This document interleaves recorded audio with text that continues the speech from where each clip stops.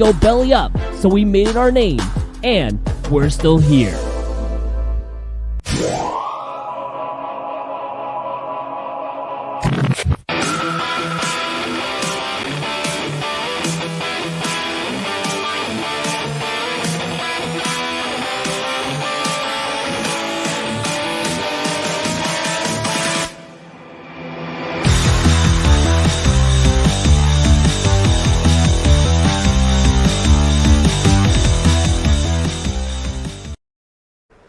Welcome back to the Scoreboard Addicts podcast. We have our Masters special coming up. I'm Nick. With me, as always, is Anthony the Rook and TJ, who is hammered. Boys, this is actually our first time all together in the same room. Cheers. For our podcast. We've been doing this for almost a year now, right? It's coming up May on a year. is the 1 year anniversary, right? Yeah. So almost a year we're doing this. I keep forgetting the camera's up there, so I gotta keep we looking up in that direction.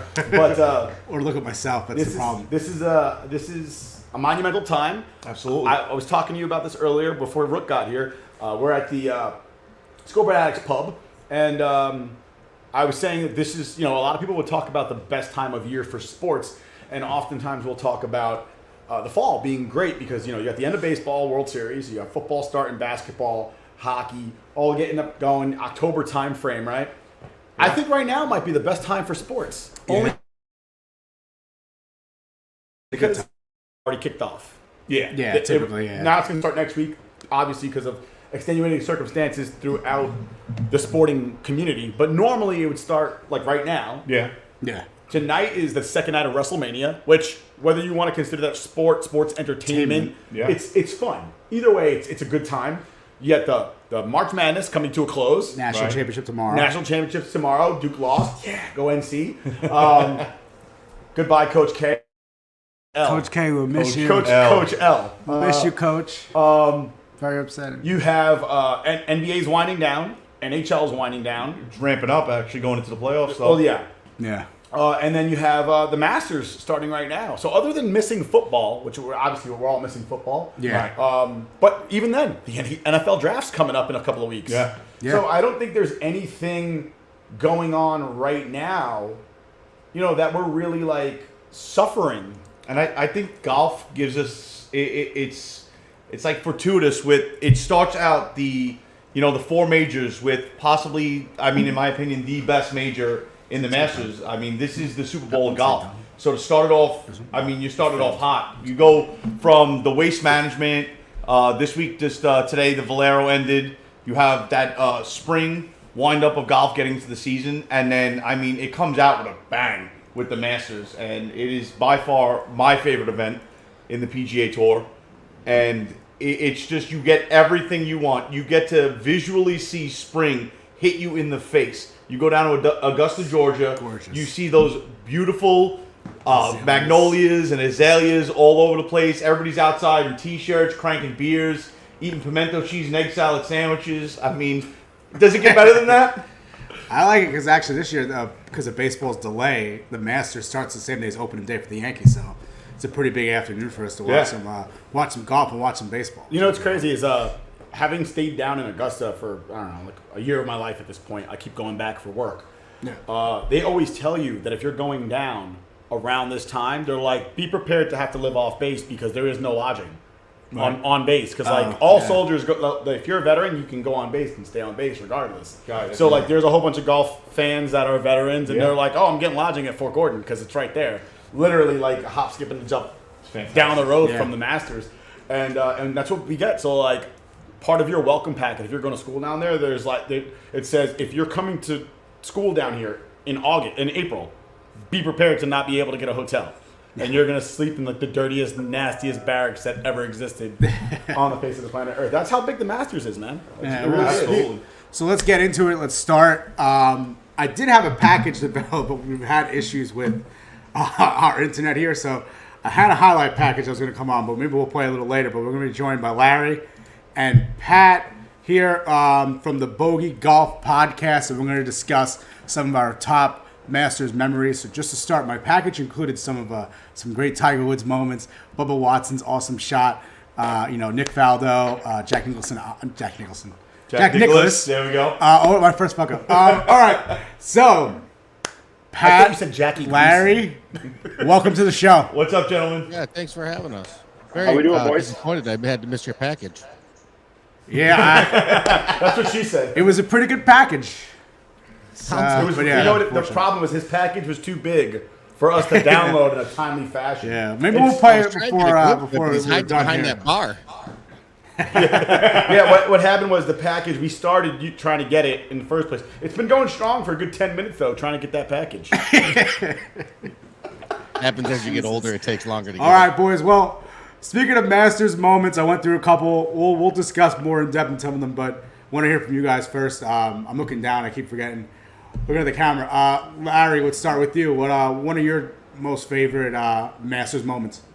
All right, so I tried to go Tigerless in this just because I figured everyone else would go Tiger and I had to be different.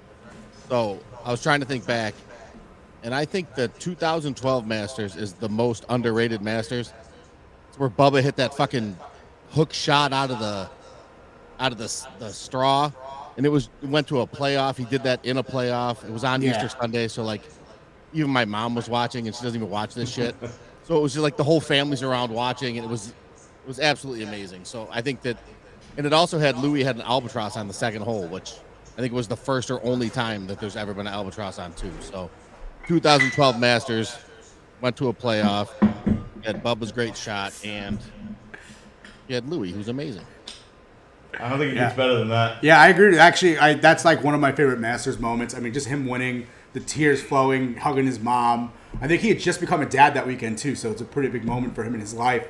And then that hook shot is one of the best Masters moments, especially in a playoff hole. He hits that tee shot, puts it into the straw, and then makes an incredible recovery.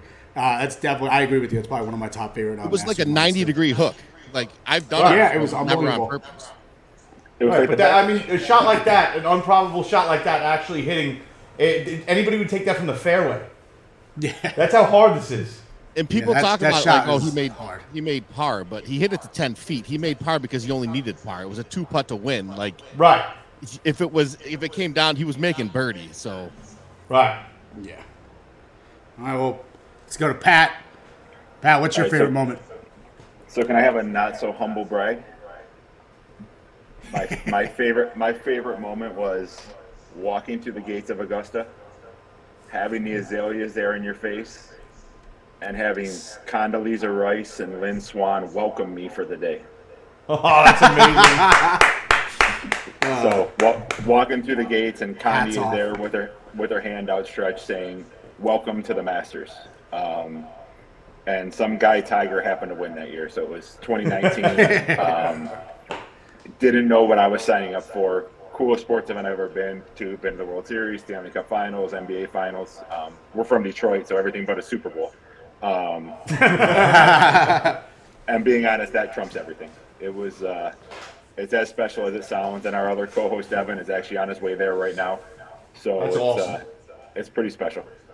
And then our other definitely. couple other favorite moments is, I mean, I don't know if you guys know or not, but we've created a missing person campaign for Mr. Phil Mickelson. So watching Phil win a couple times was great, and there's been no proof of life for Phil for over a month. So Larry and I are on a mission just to confirm Phil is not buried in the desert somewhere.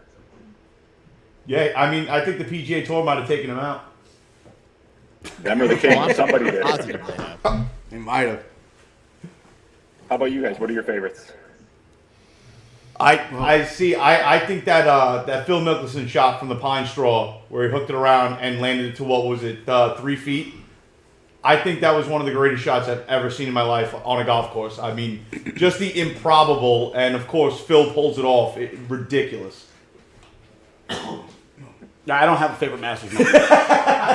My favorite thing about Augusta, they have open drink. Like, so you go from bar to bar, and you don't have to be like, oh, I got to finish my beer before I go to the next bar. You could totally walk from one bar to the next bar, and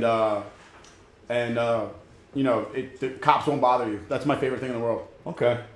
I mean, now Pat, how did you get it through the lottery? Your tickets? No, I was lucky enough to go on a corporate event, so it was Okay. fun. Okay, yeah. So I've been putting in for the last 10 years through that lottery, and I can't even sniff a practice round at this point. And every year I throw it up on StubHub just to see, and I don't have $5,000 to spend on one day in Augusta. I've been putting in since I was 18 years old. I'm fucking 40. I'll be 41 this month, and it's Evan actually. This year he didn't, but he won the lottery. His sister did like 10 years ago. So this is his second one that he's been to. Oh, that's awesome. Yeah, this one he won the lottery by finding a guy who. My buddy, who's a FDNY fireman, him and his friend won, and then that was the year of COVID that it didn't happen, and they were told like, all right, we'll get back to you, we'll let you know, we'll get you in next year, and he's still waiting to hear back, so he's kind of pissed.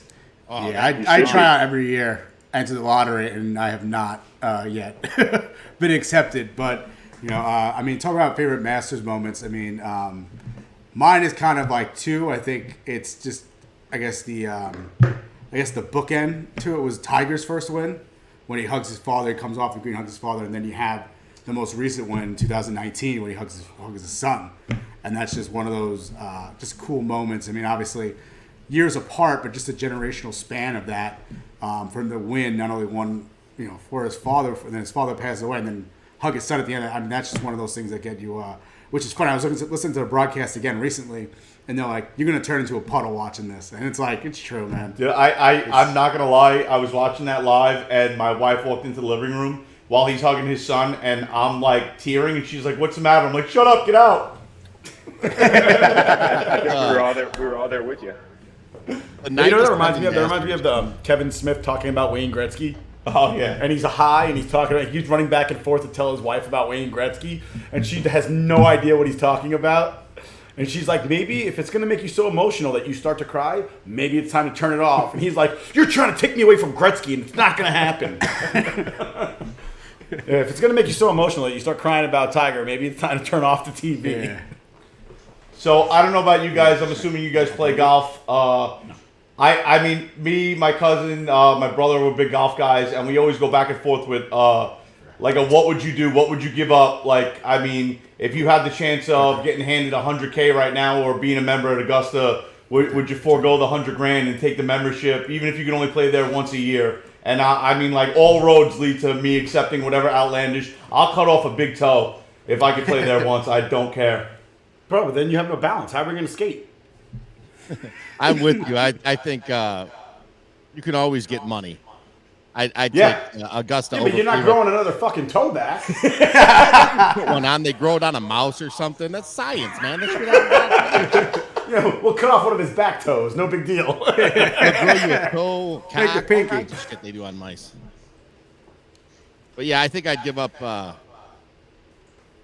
I'd give up $100,000 if that was. Yeah. A choice. I don't think $1 million I wouldn't give up, but $100,000. No, $1 million is life changing. $100,000 is just I maybe could getting a piss away second $100,000 job and trying to a grind it out for 2 years. You can make it up.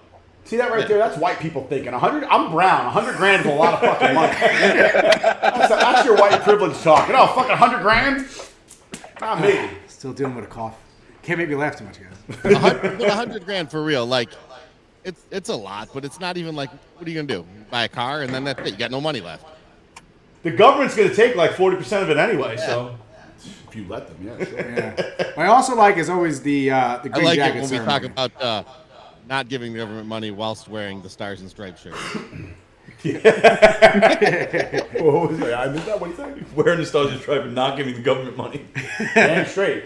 Well, as I was saying, was the green jacket ceremony obviously is always one of my favorite moments. We have the past champion always passes on the green jacket, and there's always that interview that brings the golfer to tears just thinking about this moment. And I think one of my favorites was Dustin Johnson in 2019, where he's just like, Jesus, I can't get my stuff together here. I think that's just one of those moments where it's like it hits you, and then everyone's asking you questions, and you're finally just realizing, like, I'm wearing the green jacket, I've won. It's like I'm here. It's like it's the pinnacle of your career when you win that green jacket, and it's just it's incredible. So how do they know It's a what great size your tradition, green too, 'cause, jacket like, is? They make it on spot on location. Like that moment? What if you're neck and neck with somebody else? No, make they two have jackets? they have, so they know who essentially within 5 or 6 players coming down the wire they think are going to win, but they make it on location. Well, I would imagine that there's some seamstress down there that makes green jackets and Gold jackets and, and, gives you shit. I imagine like Canadian tuxedos and shit, stuff that they wear in the South, you know. Yeah, sure. I think also When you're going though, down there, you're Jack, drinking a mint julep. if you watch the ceremony, they're complaining about like handshake lines and shit. And now we should stop it because after you lose, it's so tough. Then you watch like Jordan Spieth blow a lead as the defending champion and go put the jacket on the guy who won. And it's like he didn't smack him in the face. He fucking put the jacket on him like a man. He lost and he took it like a man. It's a great tradition. Absolutely. Yeah. I mean, and it is a gentleman's sport. You know you're pissed, but you got to kind of suck it all in and put the business face on and be like, yep, this is the life we lead. And then, break some shit in your hotel room before you fly out. I'm sucking it in right now. You still do it. Like I was actually laughing. Did you guys catch the drive, chip, and putt contest today with the kids? Yeah, That's always it was fun. When the awesome. 14 to 15-year-old kid won, the boy, I forget his name, but when he went to take a picture with Dustin Johnson, he put his arm over Dustin Johnson's shoulders. Dustin went to put his arm around his shoulder, and he kind of blocked him out and put his arm around him. And people are throwing up memes all over, like confidence builds character and stuff like that. And Dustin Johnson had to give the, waist kind of grab and laugh about it, and they gave him shit right there on hand. Dustin Johnson walked away hysterical laughing. It was great. If I were 14, I'd rather put my arm around Paulina, though. I was just thinking that. I wouldn't even. Who cares about Austin? She's still celebrating that bachelorette party, though. Yeah. Oh man! All right, let's get to the Tiger Woods segments of the moments, right? Yeah. Listen, I'm a huge Tiger fan. I love Tiger Woods.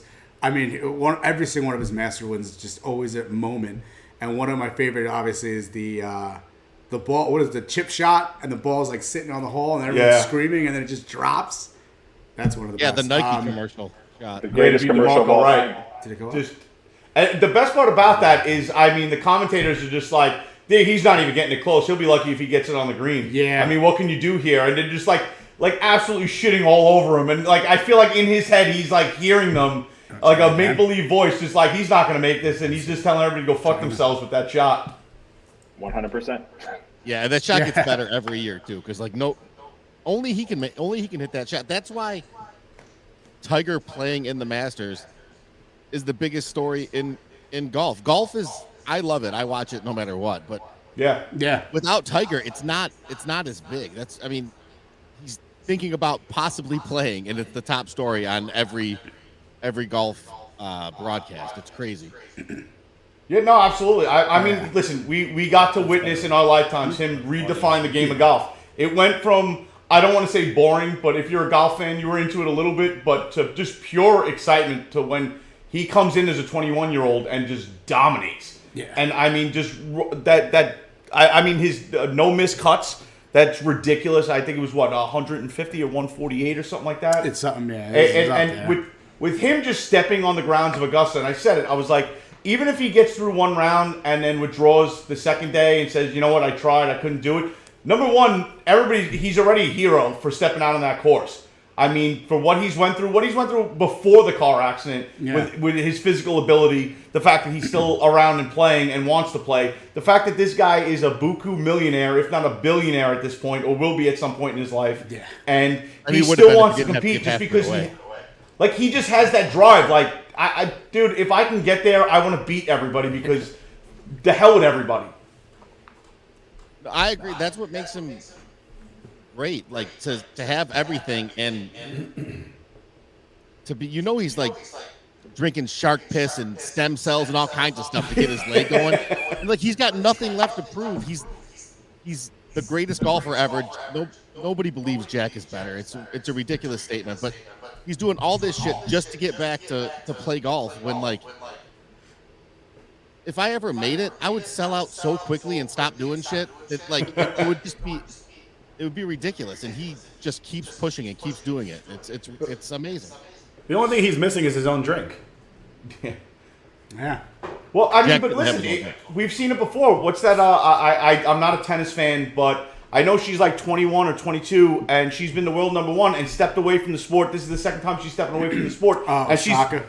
she's in her early 20s, and it's just because she's just like, I'm done with it. I don't want the notoriety. I made enough money. I'm over it. It's like mentally draining. I just can't deal with the stress. It's not worth it. And Tiger's just like, yeah, bring it on. More stress.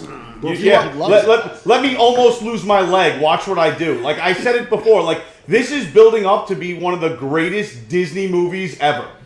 Yeah. if he plays, and I know it's a just a ridiculous statement, but I really think he's gonna fucking win.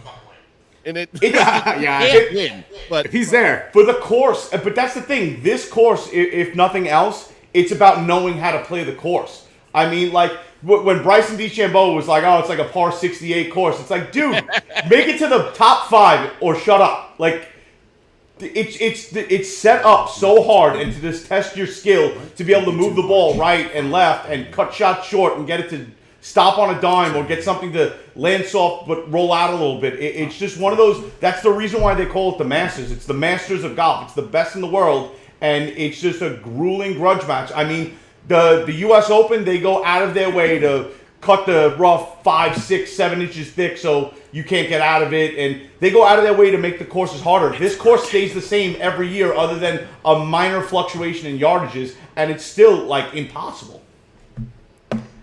Also, the Tiger Woods documentary, not if anyone's seen it. I mean, I'm sure you've seen it. The moment where they talk about the mental games that he plays that he learned from his father. His father always played the keys when Tiger was putting as a kid.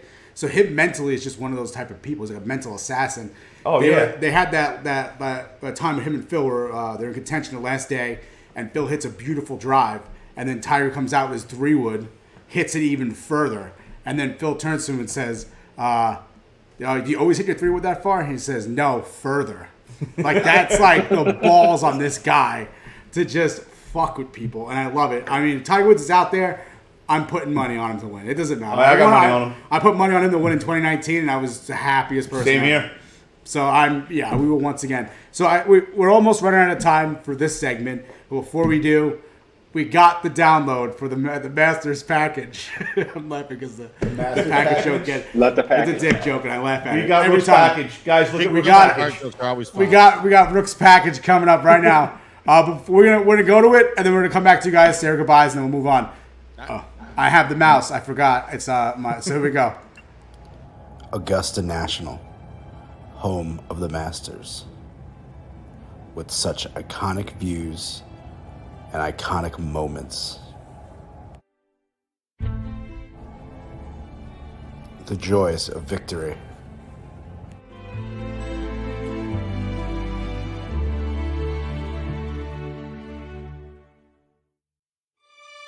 Can you believe it? Nick Faldo.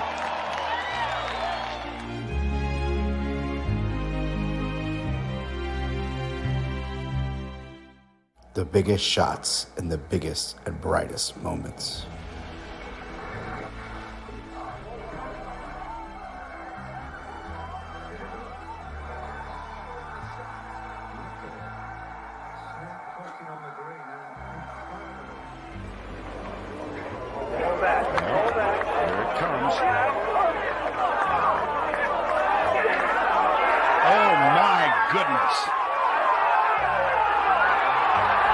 The roar of the Sunday crowd.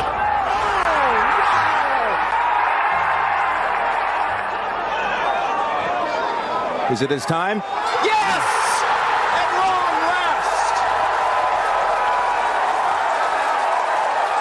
last! The tears of joy.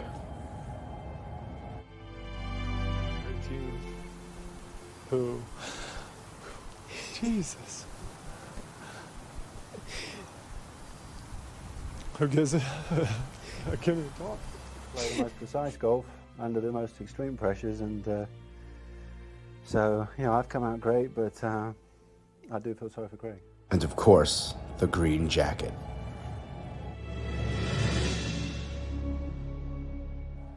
Memories that last through generations. Join us as we go through the most memorable Masters moments. Oh, so what do you guys think? It was a great job. That was an elite package right there. Yeah. Thank you. It wasn't as large as you thought it was, all right? So it's perfect quality. It's quality. Yeah, it's quality. It's quality, not quantity. Lasted long enough. Yeah, it's not the size of the boat, right? It's the motion of the ocean. That's how my Did I get that Listen, right? you only work as long as it takes to get your point across. Yeah. Wow. All right, well, thank you guys. There twice. Go ahead. It makes me laugh because he didn't even win that Masters. Norman choked so fucking bad. Like, Yep. And Faldo just talks about how he won the Masters. Like, dude, anybody else playing, you don't win. The funny thing is, I cut it out. The actual next thing is the guy's like, well, what about Norman? Like a collapse in there, and it's like, all right, whatever. Shoot, like, I was like, let me take that out. But just hit escape on it because oops. There we go. All right, guys, thank you so much. Why don't you guys tell us where we can find you, and your podcast, and on Twitter or Facebook, wherever you guys are. Yeah, it's Bogey Golf Podcast. We're on everything. Twitter's at Bogey Golf Pod. Instagram's at Bogey Golf Pod. Facebook's the Bogey Golf Podcast, and we're on. What are we on? Spotify, Stitcher, Apple Podcast, all that shit. Awesome, guys. Thank you so much. This is the first time we meet you guys, so we'll definitely try to reach out again, do something sooner again, because we do golf picks every week, so maybe we'll have you guys on to help us out with PGA picks. So we do appreciate you guys coming on, and we do have we have our next segment started soon. So appreciate you guys. Yeah, thank you guys for stopping by. Enjoy the Masters. Enjoy this week. Enjoy the Masters, guys. Take care. Thank you. All right, so as we say goodbye to Bogey Golf, we're going to welcome on Andrew. I think, Andrew, you ready to come on? Just making sure. Yeah, he looks like it. All right, Andrew. Hey. I'm just glad he's got his pants on. Yeah, he's got his pants on. Thank you, Andrew. We had a mix-up in schedule, I know, between you, Andy, and Andrew. Andy's not here, so I guess we'll just go into it here. That's what took me off guard there when you said that. Yeah, sorry. I know. We were going to do other thing, but Andy's not here. Unless you want to fill in for Andy, we'll just do Andy's segment and we'll bring you back later. No, I'm good to go. I'm flexible. Let's do this. All right. Well, maybe we'll do a little bit of combo and then we'll bring you back later on as well, if you don't mind. Yeah. We're on the fly here. So let's start with this one first. This was supposed to be Andy's segment. I don't know where he is. Hopefully he signs on and we'll bring him on. But basically what he wanted to do was talk about foods to turn. So, you're there 9 holes in. Usually stop over, get some food. You're hungry. It's a long round. So it's 4 hours to play around the golf. So, Andrew, what are some of your favorite foods when it comes to going to the turn? Well, I mean, it's got to be a hot dog, right? I mean, everyone loves a hot dog at the turn. It's a pretty classic go-to. But other than that, give me the cheddar cheese peanut butter filled crackers as a little yes. Tear those out as you're driving down the next fairway. That's what I mean. They last a couple holes. You can pop in your mouth as you go. I agree with the hot dog. The hot dog isn't the most classy or fancy or like blow you away type of thing, but it's one of those things where it's like, hey, it's quick, it's easy. You throw it in your mouth, you suck it down, you try to hide your shame while it goes in. You gotta hide a lot. This whole conversation. Hold on. Let's stop this. Suck it down. Why'd you use those words? It's easy. You suck it down. It doesn't sound like you're talking about hot dogs anymore, my friend. All right? Yeah, it does not sound like hot dogs. There's a reason why Rook is behind the bar. His pants are off. Listen, all I know is that in New York, a hot dog will cost you $3.50. For TJ, it'll cost you $6, but it's well worth the money. And a tip. You gotta. No, but it's true. I mean, especially at the turn, you want to grab something that's just light and go and isn't going to weigh you down and make you shit your pants by the 11th hole. I swear to God, everything that you're saying, you keep mentioning holes, the turn, hot dog, suck it down, light and easy. There's a reason why most of the cart girls out there in the universe of golf are pretty hot. It's to bring it all away from the homophobic tone this guy's taking right here. I'm sorry, Andrew. So one of the golf courses we have here local in New Jersey, moving from all of that talk, they actually had a food truck, which is pretty cool. Had like tacos and anything, burgers, chicken sandwiches. We actually went out to Twisted Dune. Yeah. And I didn't eat breakfast. I didn't eat lunch. We've had a 1 o'clock tea time, and then we didn't get a break till the turn around 3 o'clock. So I'm at like 3 o'clock. I'm starving, and these guys are making fun of me because I ate a hot dog and a chicken sandwich. You know what? That chicken sandwich is delicious. And obviously, you said before hot dogs. So I'm on board hot dogs. If you give me some tacos too at a food truck, I'm on board with that too. I want something I can eat with one hand because I don't know how you guys play, but I don't take my glove off once I start a round. So dude, you know what's funny? I get shit all the time. I don't take my glove off to putt. I just don't even bother. The only time I take my glove off is to run in the woods and use the bathroom real quick, just because I'm classy like that. Yeah, you know. I do that. I usually hold his glove. But I just played for the first time yesterday Trump Links at Ferry Point out in the Bronx, and they had something that like blew my mind. So they had where you start at the clubhouse. Obviously, you grab some drinks on the way out, and then between hole number 4 and 5 was their little shack that you can get food and stuff. So that was their turn. Then you head back to the clubhouse between 9 and 10. You grab more food and drinks. And then between 14 and 15, you hit the same shack on the course, which is situated perfectly, and you grab more drinks and food. It was ridiculous. I drank way too much because it was just too accessible. Well, I love that layout, though. That's great. Dude, amazing, because you're never more than 4 holes away from getting your next beer. So if you grab 2 to go, you're good to go. Well, last time you and I played, T, what were we craving like that whole day? Which time? In AC, around Christmas. I mentioned it, and you and Rich were like, "Oh, we've got to get one now. Shut up." And we're spicy chicken sandwich. Oh my god, I wanted a spicy chicken sandwich so badly. We ended up going to Hooters. It was great. Yeah. There you go. It was the best of all. Food and drinks just go hand in hand with golf, though, 100%. But that's what I think I love about the sport, because you know what? Like I played baseball and hockey, men's league, going through high school, all that stuff, and if I got pissed off at my game on the ice rink, I ended up picking a fight with somebody. If I was pissed off at baseball, I end up getting thrown out of the game for starting a fight with the umpire. True. It's at golf. If I get pissed off, I'm like, screw it. Let me crack an extra beer or 2 and just focus on the good shots that I'm gonna hit. Is this thing on? That's bullshit. He breaks the club. I've seen him do it. I see him take his driver and just throw it over his shoulder. $400 driver. I wish I was rich like this guy, throwing $400 items around. It slipped. All right, so actually, I just got a message from Andy. Andy's actually joining us later to talk about the same exact topic. So we're going to bring him on again. We'll talk some more food with him. We're going to talk about Masters dinners. But Andrew, since we have you here, we're going to talk about some fantasy golf. Absolutely. Some betting. Let's win some people some money.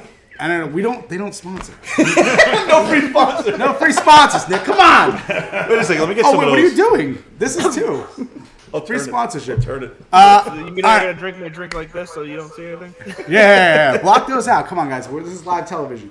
All right, Andrew, hook us up. Fantasy golf. What are we doing? Where are we going? Are we going betting picks first, like outright picks and prop picks like that? Yeah, I'm fine with that. We could start there, but let's start with you because I gotta pull up my notes. Yeah, that's fine. No, so I was looking at a lot of things. I know I've put 2 different options in the pre-chat, but I think what I'm gonna do for my outright winner at plus 6,500 is I'm going Tony Finau. Wow.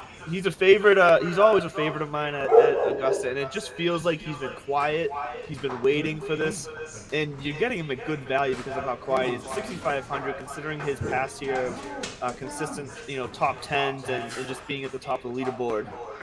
Why not let him break? You can take a shot, $20, 1 unit, whatever your unit is, throw it down, 6,500. I feel like it's a pretty safe, good bet with some upside. I agree with that. I call myself a Finautic.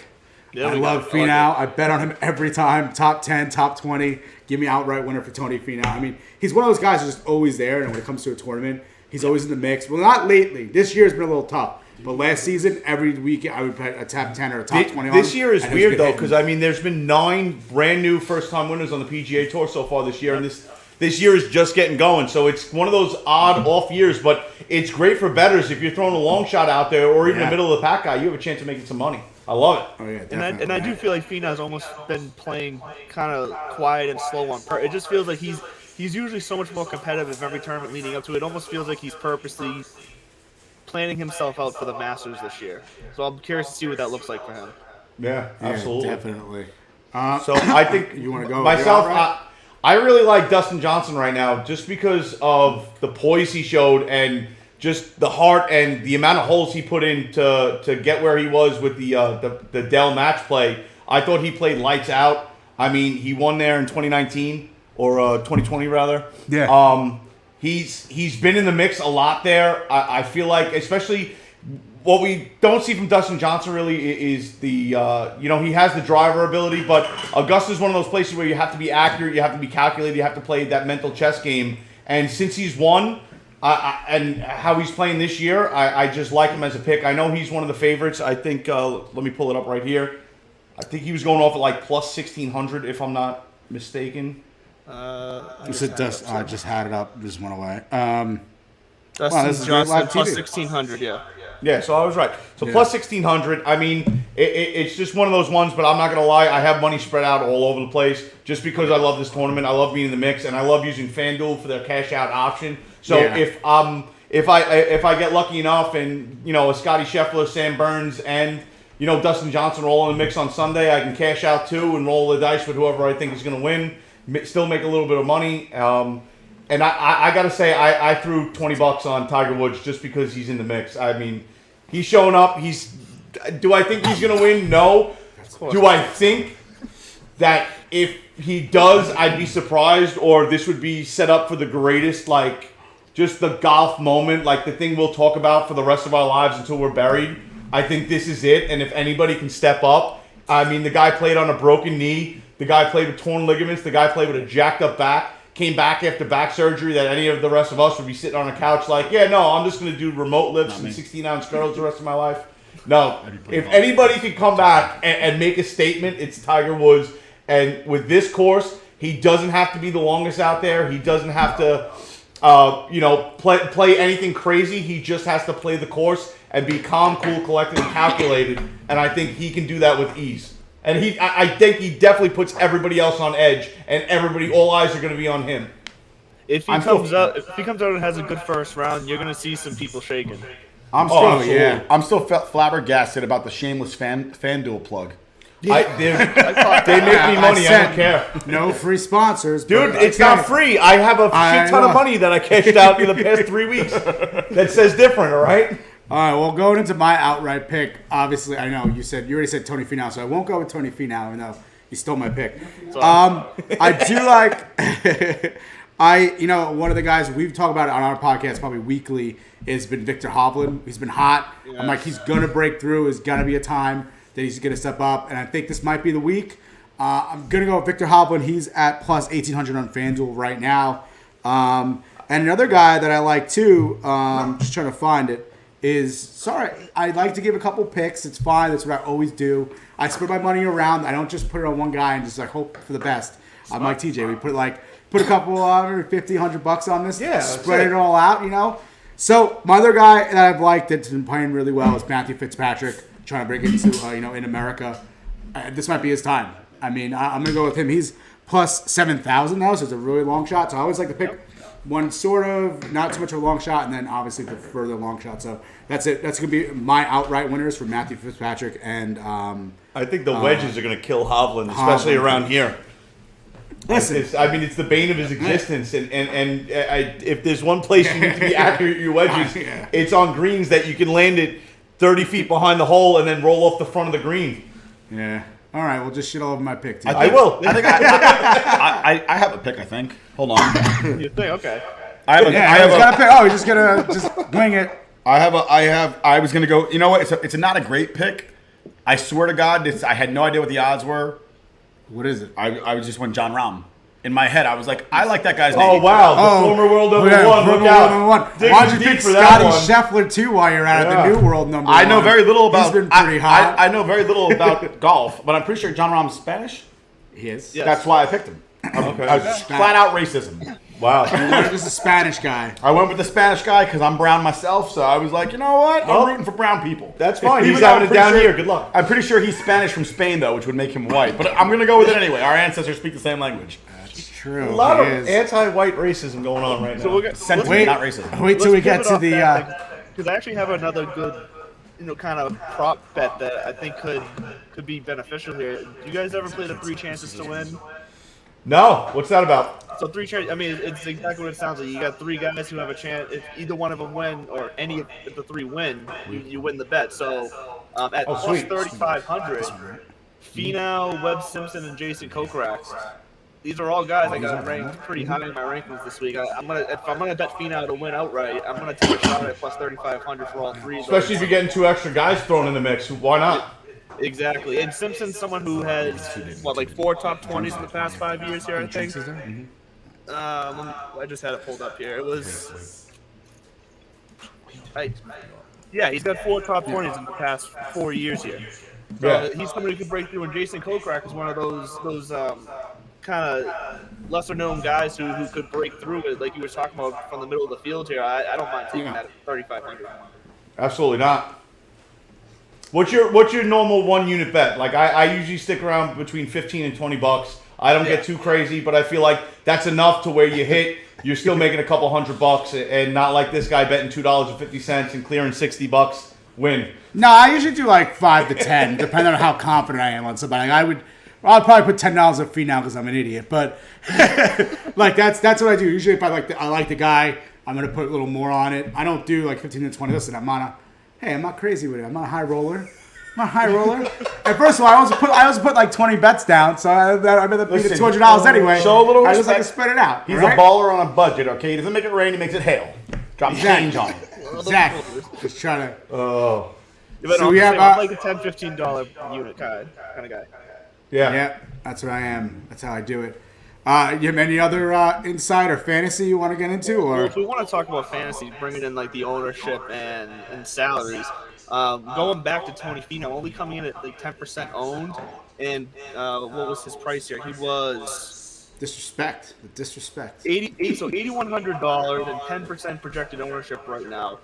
That seems outrageous. And like I said, because he's coming in on kind of a cooler coming into this tournament, there's so much value for him. If he's going to be one of your top scoring guys at that value, you're going to be able to go back and fit in with Dustin Johnson at the top, or if you want to take a shot on Victor Hovland, who's a higher price. So I like going there.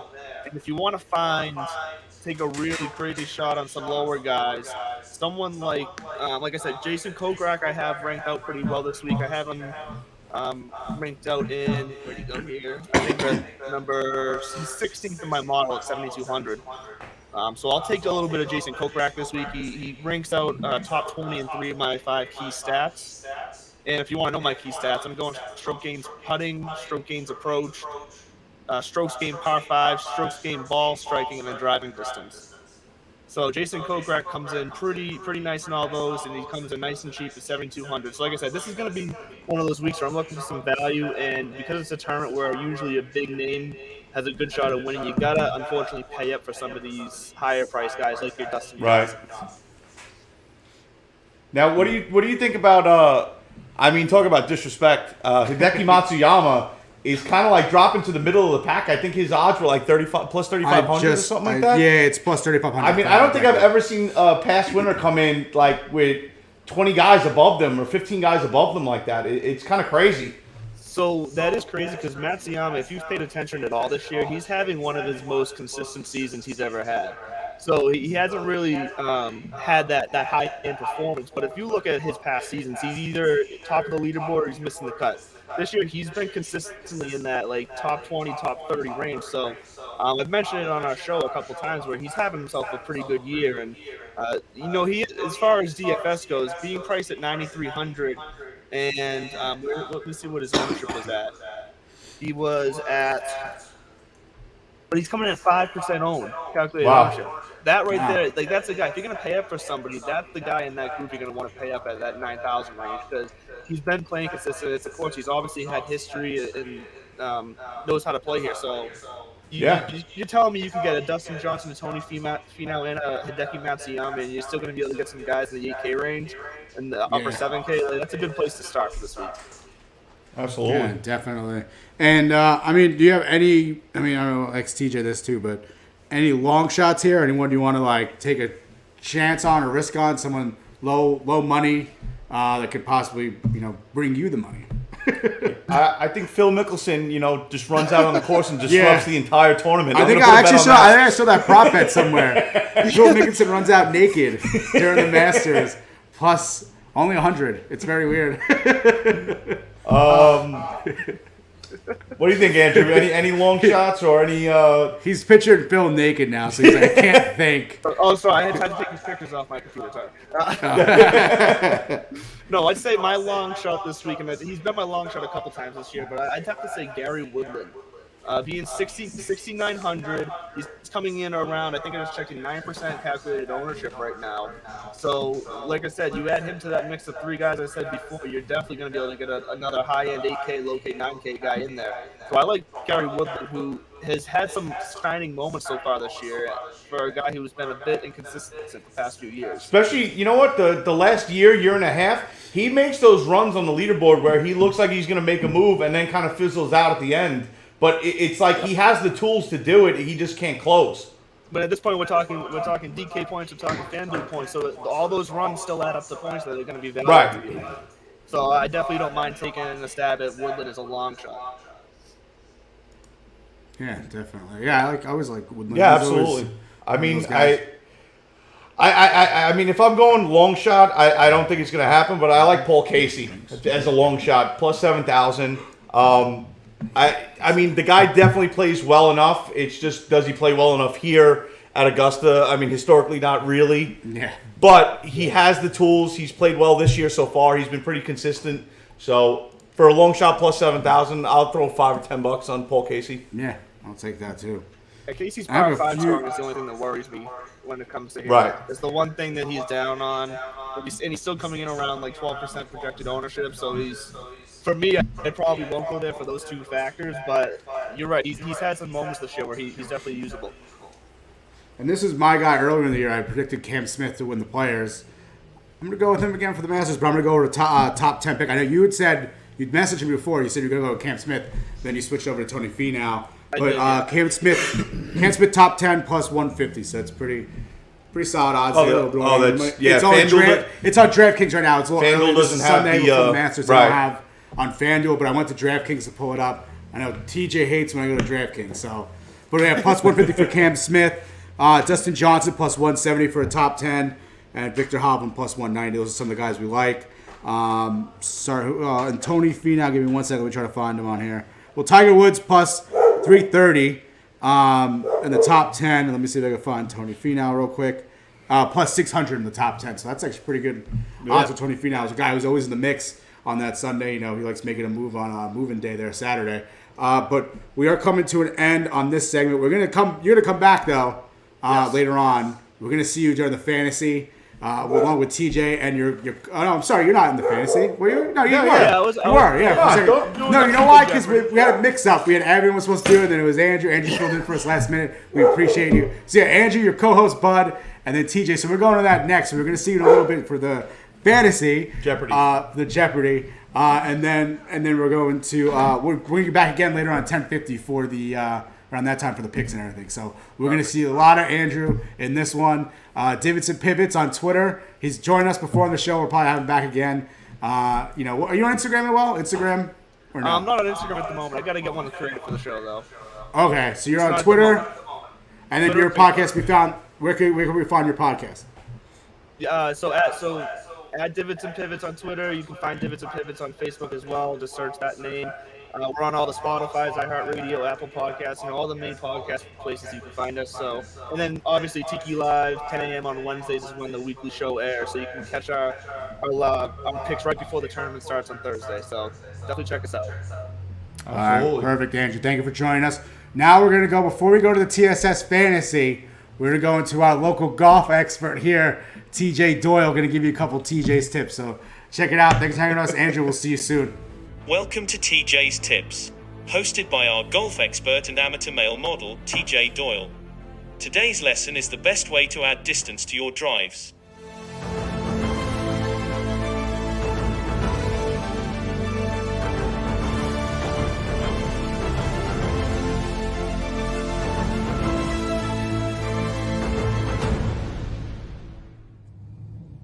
All right, welcome to TJ's Tips. We're here with TJ. TJ, so I have trouble with my driver. I do hit it straight, but I get no distance on it. What do you suggest I do to try to get some distance on my shots here? I mean, if you're asking me, TJ's tip, rule number one. Yeah. You got 288 yards, par 4, short par 4. Yeah. Don't be a bitch. That's it for a fantastic episode of TJ's Tips. Until next time, remember to always grip it and rip it. From the Belly Up Studios in Orlando, Florida, this is Fantasy Jeopardy! Let's meet today's contestants. A future 9-to-5er with a wicked recovery game, originally from Florida and now playing out of the witch city itself, Salem, Massachusetts. Please welcome Bud Copeland. Once a Northern Floridian, but now born again in New England, Bud is the co-host of Divots and Pivots and believes we did in fact land on the moon. He's also a strong advocate for walk-up music in golf. Hailing from New England at 5'9" with a dad bod, he's a divot maker and a pivot chaser and defending champion for most Fantasy Feud questions right without winning a round. Please welcome Andrew LeDuc. 1/3 of the Scoreboard Addicts podcast, boasting a 13 handicap on the golf course. He is an amateur male model. He enjoys long walks on the beach and yelling at Jets games on the TV every Sunday. Please give it up for TJ Doyle. And now, ladies and gentlemen, let's introduce our star of the show, the man of the hour that holds all of the power. It's Commissioner Cooper.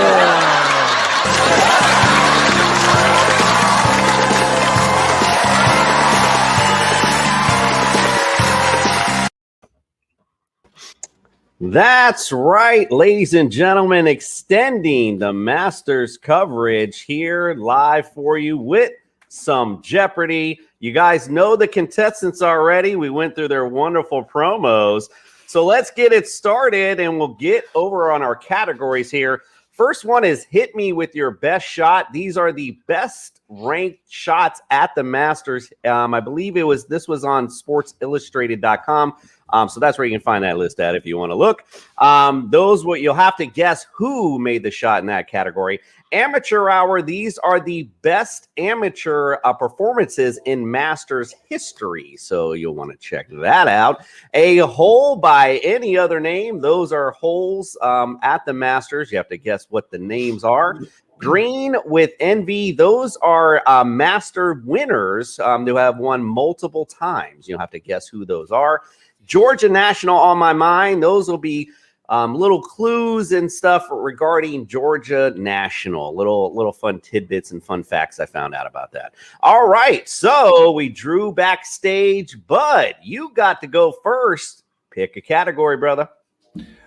We're going to start off with Georgia National on my mind for 200, Commish.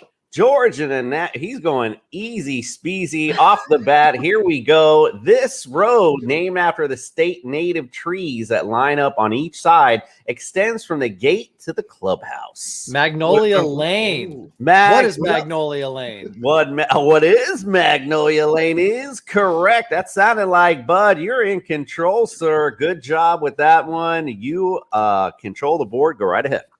We're going to stick with Georgia National on my mind for 400, please. Why not keep it easy? Keep it nice and easy while we start. That sounds good. 400. He was the only president who executed I can't even say it correctly. Whatever. Executive privileges to become the only president who was a member. There is a lake there named after him as well. Who is Eisenhower? Eisenhower is correct. Nice. Bud is on fire. Good job there, sir. You control. It's rolling downhill. Keep it going. Georgia National on my mind. 600, please. It certainly is on your side. Indeed, only 3 pro golfers were members of the Augusta National Club. Arnold Palmer, Jack Nicklaus, and this former amateur standout, now PGA Tour player, senior PGA Tour player. Wow. All right. Got oh, my goodness. The answer is John Harris. John Harris. Yeah, I don't know who he is neither, but that's why I do fantasy football. But you still control, brother. Go right ahead. It's amateur hour around here. Let's go amateur hour 600, please. Amateur hour 600. Here we go. This Georgia Tech graduate arrived at Augusta as the reigning U.S. amateur champ and went on to finish as the best amateur by 5 shots. His consistent 73, 70, 71, 72 saw him beat America's John Augustine by 5 shots in 2020.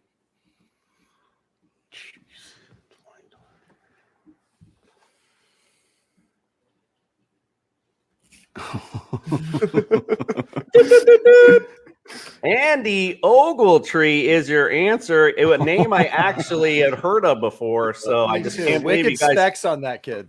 I can't believe you guys didn't get that. All right, so Bud, you still control, bro. Go right ahead. I want another bite at the amateur hour at 800. Oh, okay. Taking a bite out of the Jeopardy board, Bud. I gotta love it. But guess what?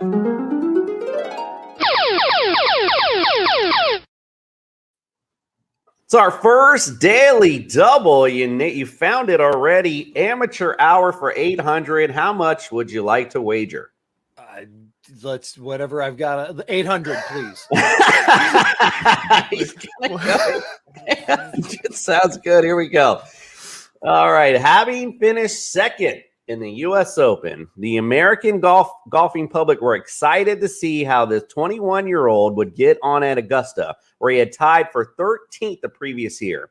He played well, finishing in a tie for 7th. Amazingly, though, he wasn't the low amateur that year, as Charlie Coe was tied for 2nd. Who is Jack Nicklaus? Who is Jack Nicklaus is correct. Great job on your daily double, Bud. Now I'm kicking myself. Why did I put Jack Nicklaus as a daily double? What's wrong with you, bro?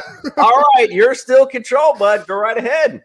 Hit me with your best shot for 600, please. All right, hit me with your best shot for 600. Hey, just a quick check. TJ and Andrew, your mics are working. Is that right? We are. Yes. Okay, just want to make sure. I just want to make sure. Okay, Bud, you control 600. Here we go. This essential go for broke shot helped propel him to his 3rd title. Stymied by a pine tree with more than 200 yards to the green, he who led by 2 at the time had the opportunity to play it safe or try the hero shot. He chose the latter. Who is Phil Mickelson? Who is Phil Mickelson is correct. This boy is on fire. Great quick job. on the gun. You are in control, my friend. Go right ahead. Best shot for 400, please. Best shot for 400. Here's your clue. He played this superb pitch shot from long and left of the 16th green. It was doubly perfect as he had to get the ball to stop in the appropriate spot to take the break and fall toward the hole. And the ball was inexplicably I can't even believe I wrote all this long clue down. On the right line to find the bottom of the cup. The pitch helped him chase down Chris DeMarco, and he eventually won in a playoff. Who's Tiger Woods? Tiger Woods is correct, but TJ, you're still too slow, bro. Bud, you got it. Way to go. Go right ahead. You can still control. A hole by any other name for 800. Oh, boy. I think at this point, what Bud's doing is trying to give you guys a shot here at this point. All right, here we go. Hole number 3 sounds fruitful, but don't let this... I think I put this in wrong, but don't let this flowering, non-fruiting fruit tree fool you into a bogey.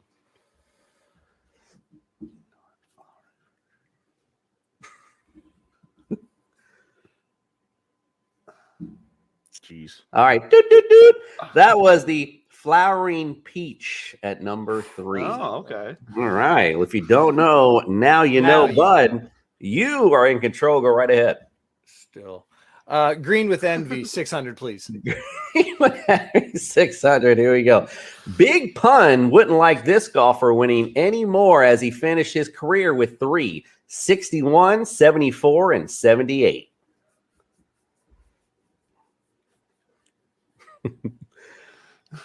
It's all in the clues, fellas. Come on now. Big Pun don't want to be a player no more. Gary Player was your guy there. Come on, guys. I'm laying it out. That was good. That was laying it out for you to play it out, and we womped. All right, Bud, you're still control. That's incredibly embarrassing. I want green with envy, 800. Green with envy, 800. Here's your clue. You don't need to ask where to find this English champion who won 3 times, 89, 90, and 96. Who's Sir Nick Faldo? Nick Faldo is correct. It sounded like Bud got in there first, but TJ, I'm gonna just give you something here. I gotta give you one. I'm just gonna give it to you, fuck it, because you got it, and at least you were there. Nick Faldo, here's your bone. Let's go. You got control. Oh, jeez. He also actually same used the category. question. He phrased it in a question. He got it. Good job. So I'm sorry. Same category. Did you say? Is he frozen or is he staring at us? I don't know. I heard him say same category. I'm in and out. He said, I think he said same category 800, but that was the 800 clue that I think we just bombed. Same category anywhere. I'm going in and out of the internet. All right, let's go. We're going to go same category. Let's go with 400, green with envy. Here we go. Here's your clue. Sherlock Holmes found it to be no mystery that this legend won the Masters twice in his career, 77 and 81. Who is Tom Watson? Who is Tom Watson? That is correct. Again, all in the clues, my fellas. All in the clues. Bud's reading them. You guys don't know what the hell you're doing. Bud, you're up. You control. Go right ahead. It's just elementary, commish. Amateur hour, 400, please. Amateur hour for 400. Gotta love it. Here we go. This Oklahoma State graduate entered Augusta as the reigning U.S. amateur champion and showed us all a glimpse into his very bright future when he finished 32nd in 2019. He also went on to win the low amateur honors in record fashion at U.S. Open before turning professional at the age of 21. Who's Victor Hovland? Woo-wee, great job, Victor Hovland. This is what I'm talking about, people. I have no idea who the hell that even is. His favorite players. Smiling right assassin. That. That was a great snag there, bud. You are up. Go right ahead. Georgia National on my mind for 1,000, please. Georgia National on my mind for 1,000. Here's your clue. This bridge, named after the golfer that shot a score of 274 in 1953, is located at hole number 12. Who's Ben Hogan? Ben Hogan. Oh. Woo-wee! Ah, man. Do I do it? What do you say, bud? Do you want to give Andrew this? Because I mean, listen, my co-host was there with me crossing the finish line. I think his nipple beat me by a hair. So all right, let's give him a little something there. Good job, bro. I mean, like I said, finally, some had to show up. At least TJ's pretending his internet's out. I mean, at least he's got some kind of excuse. All right, I'm not even gonna lie. I'm about to throw my laptop. I thought he took those pictures. Andrew, you got control, although I got a feeling not for long. Go right ahead. Let's do Georgia National 800. Georgia National on my mind for 800. Here's your clue. This room that sits atop the clubhouse can quarter up to 5 amateur golfers during the Masters. What is the crow's nest? What's the crow's nest? You got it. Crow's nest is correct. I am astonished. That's great. Wow. Got a little bit ball game now. Good job. Playing prison rules, huh? All right, Andrew, you are up, sir. Still in control. Let's see what you can do. Let's do green with envy for 1,000. Green with envy for 1,000. Here it is. This American champion didn't hear any who's after securing the green jacket twice in 34 and 36. Horton Smith. Horton Smith is correct. Good job. Great job. Was that TJ? Yes, sir. Yeah. Wow, I can't even believe it. We really do got a ball game here. He was reading the clues. Good job. Go right ahead, TJ. Let's do a hole by any other name, 600. Hole by any other name, 600. Here's your clue. Hole 11 might have you seen thinking canine. It is, however, named after this warm weather tree that has beautiful flowers that usually are the first to bud in the spring. What is dogwood? I'm sorry, I heard dogwood, but let's be specific on the color. Flowering dogwood. Oh, okay. That's a flowering. Is that a Crayola color? Pink dogwood. That's on a far spectrum. Pink is not correct. Is anyone get a little more specific on the dogwood? I mean, might as well Was say the white white dogwood. Wow, that is, if you couldn't get The yellow dogwood. White dogwood is correct. You Nice. both kind of said it at the same time, though. really So did. So I think what we'll do again, Andrew's down. Let's just give it to him. We'll see if he can climb back in this thing. All right. Love my pity points. He didn't need my help. I like this. The Lots of pity points for you and D, sir. All right. You got control. Let's move on. Let's do hole by end of the name 1,000. Hole by end of the name for 1,000. Here's your clue. Cheech and Chong and the commish came running when hearing the name of this hole, number 16, but came away disappointed.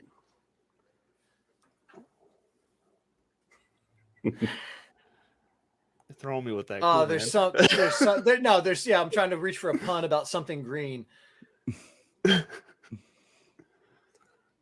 right. The answer is Red Bud. Come on now. Again, it's all. This is the great equalizer. This is the inane Augusta trivia right here. I love this, commish. This is good shit. All right. Appreciate that. Well, it helps when I don't know what the hell I'm talking about. So that helps out a lot. All right, Andrew, you are up, my friend. Go right on ahead. All right, hit me with your best shot for 1,000. Hit me with your best shot for 1,000. Here's your clue. After pulling his drive left of the 10th fairway in a sudden death playoff with Lewis, and I'm not even going to try to pronounce that, he calmly executed a 40-yard hooking wedge through a chute in the trees. The shot set up a 2-putt par and made him a master champion. Who's Bubba? Bubba Watson. Bubba from Baghdad. Bubba is correct. Great job there, sir. I was like, where did that come from?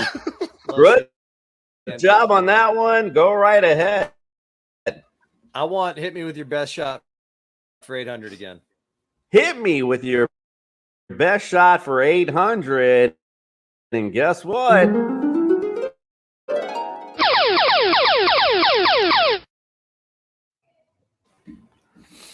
So we got the final daily double. You got 4,200 here to wager. What would you like to wager on this one? We'll do it. I feel like Cliff and Cheers.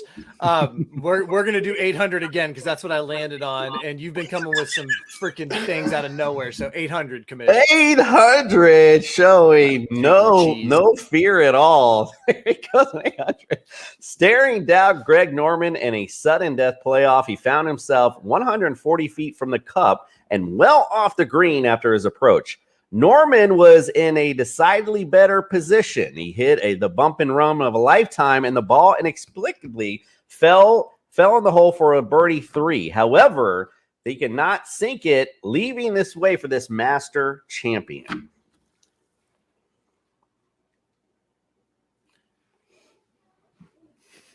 FML. Who's Larry Mize? Wow, bro.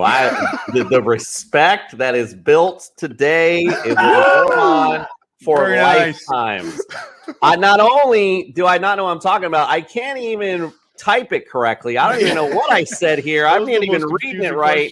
Great job, bud. You are the man. Go right ahead, sir. Amateur hour for 1,000. Amateur hour. It is not for Bud for 1,000. Here we go. The 24-year-old held the lead through 54 holes against an incredible field, including Sam Snead, Ben Hogan, and Arnold Palmer. The young amateur was 4 shots in front with just 18 holes to play, but struggled down the stretch. Jack Burke Jr. posted a fine 71 to finish just 1 shot ahead. Who is Ken Venturi? Oh my God, this guy is on fire. Don't get away from him. He's too hot. Go right ahead, bud. A hole by any other name, 400, please.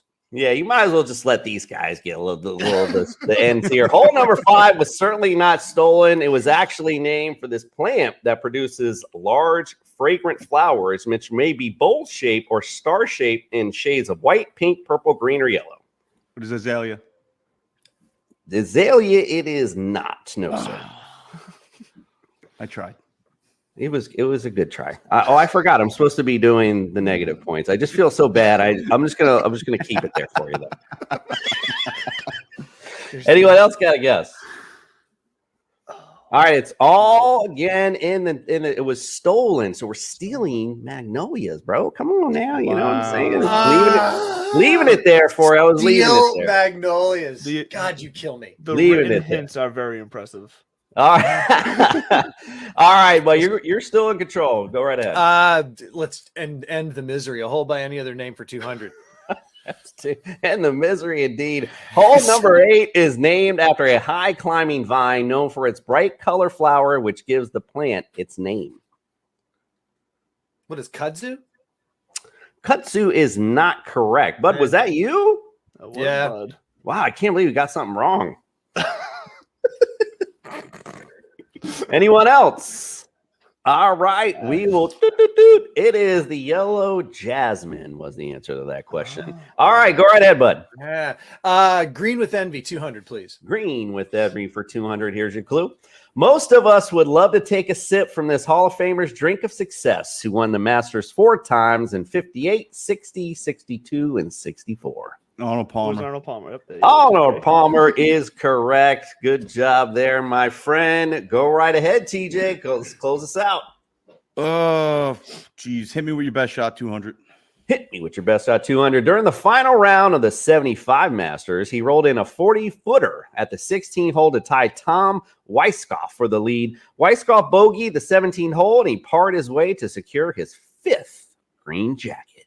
Who's Jack Nicklaus? Jack Nicklaus is quick on the correct. I mean, we're on the 200 ones now, so you know I had to throw some easy ones up there. All right, we're on to our last one, amateur hour. Ironically enough, this Japanese superstar made his Masters debut in 2011 as an amateur after winning the 2010 Asia Pacific Amateur Championship.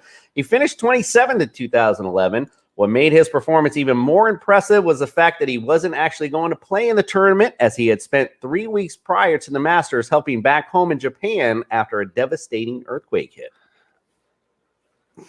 Andrew, you got it. Do I? Yes. It's the 200 clue. I mean, and I even knew this guy's name. Who is Hideki Matsuyama? You know what was killing me, bud? For some reason, the name Anthony Kim jumped to my head and I couldn't get it out.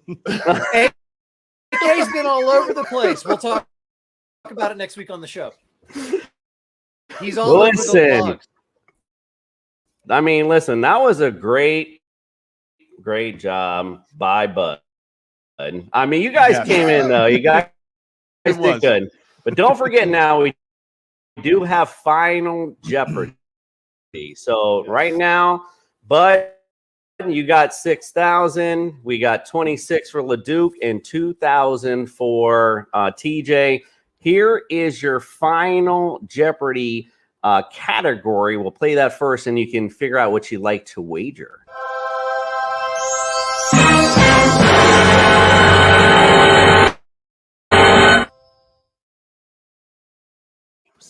Nice. Video games, and it's, boy, get ready for this one. Let's see how much you'd like to wager on this one. How much did you say I had? Doing it all. Yeah, 2,600. All right, so 26. we're just TJ's doing it all. LeDuc's doing it all. No shockers there. All right, good to go. What we doing, bud? There's a reason they call it leader in the clubhouse in golf. I shot my 63. But I can't wait for this. And especially when I saw video games. That's like another name of the dog hole. He's already laid out his strategy. You guys already lost, bro. But you know what? Let's have some fun. I can't wait to see who gets this one. Here we go. Here is today's Final Jeopardy clue. Released in 1983, it was the first video game to feature Augusta National. You have 30 seconds. Good luck.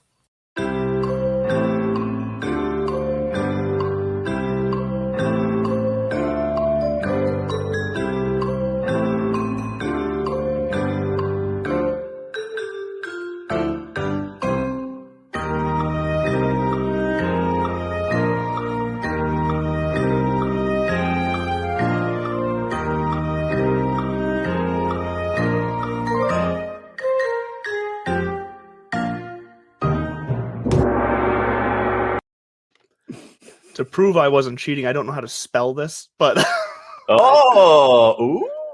And I don't know how to say it, but I know it. Ooh, the fact that you even said and this that is why I didn't risk anything, because that was the most inane clue. But I'm curious. This makes me believe that you do know it, Andrew. I me like too. that. I might have to go to you last, actually. TJ, let's go to you first, because I know you don't know what the hell it is. I have no idea, so I stole the Simpsons joke and I said Lee Trevino golf.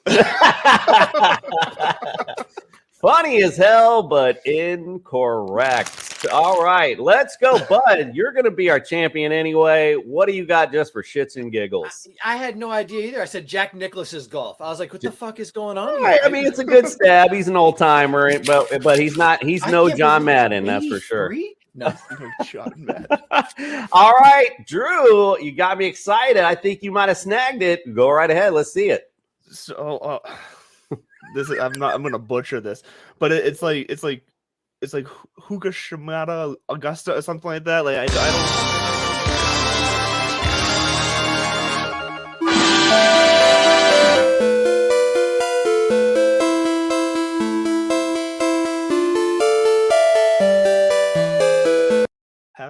Wow. I had the H right.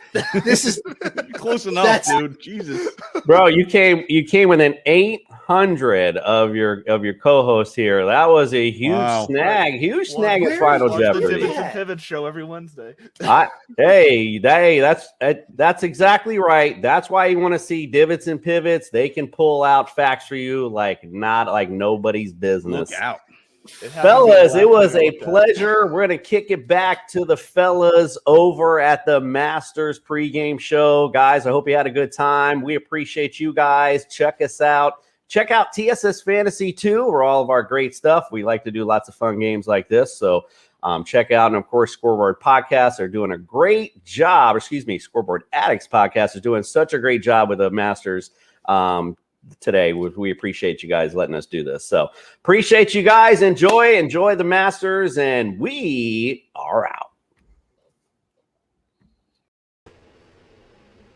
All right, we're back with the Masters pre-show. We do have the Manscaped giveaway going off right now. Woo! Go to manscaped.com. Use promo code BellyUpFantasy. Manscaped's not only good enough for downstairs, as me and the boys know, but also good on your face, which I know. I mean, you don't really shave it often, but it is good for me. It reduces nicks. It is waterproof. So here we go. We're going to go into the Manscaped giveaway here. We do have a couple submissions in. This is from Detroit Jr. on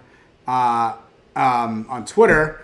This was him at Bayonne. So I don't know if you guys know the Bayonne Country Club. Yeah, the Bayonne Country Club. That's like the lighthouse out there. Beautiful. So the beautiful, beautiful view. Thank you for your submission. We do appreciate it.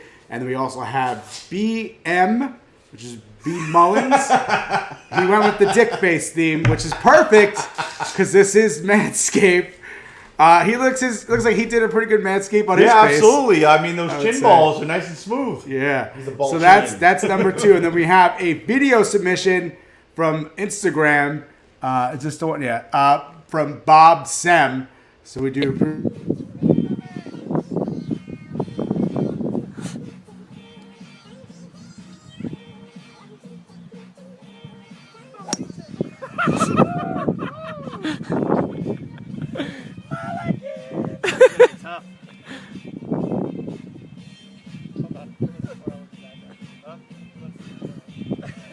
These guys are already playing. They're already finishing.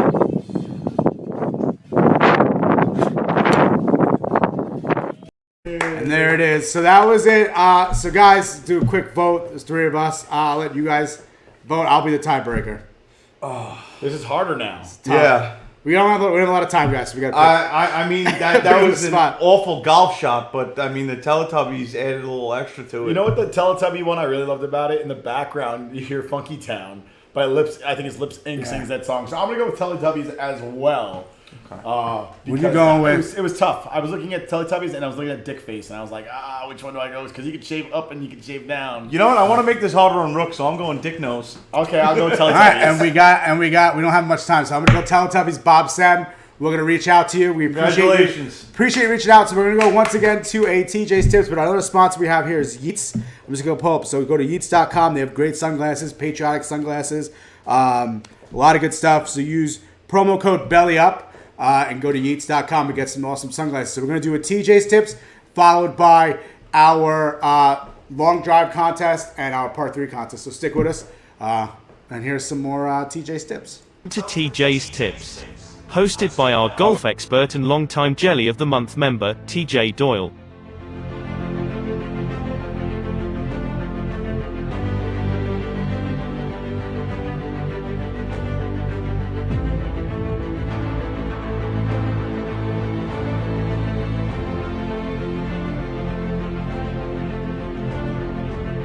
Guys, welcome to another edition of TJ's Tips.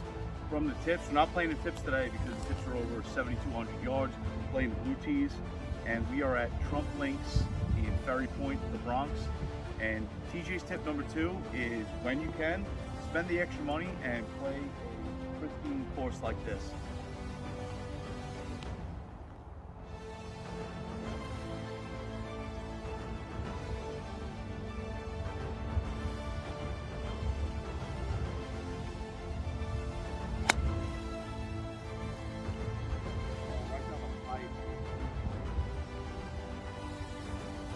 That'll play.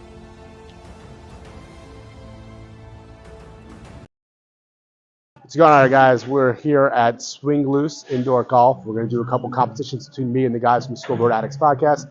We're going to do a par 3 challenge, and we're going to do a longest drive challenge. So come inside with us and check it out. First up, we have the long drive challenge featuring TJ, the Rook,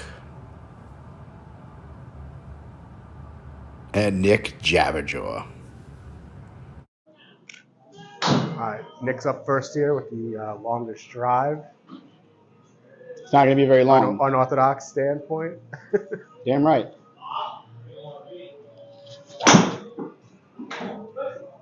.122 in the ball speed. 183.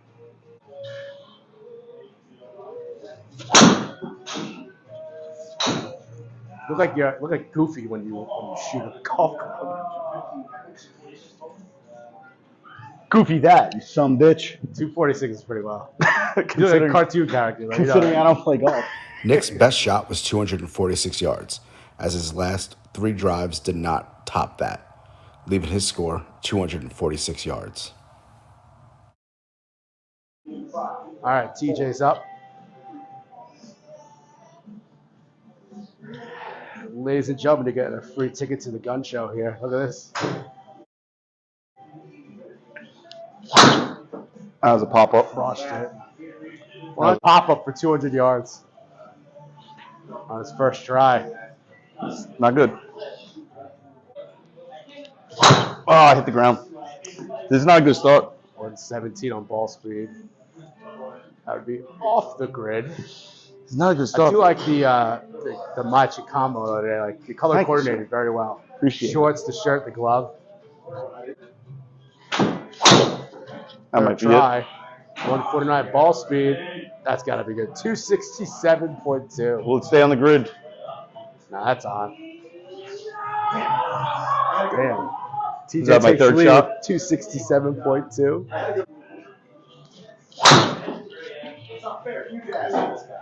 141. Well, 143 ball speed, 261. It's off the grid. It's off the grid now. Embarrassing. The last shot? Last shot.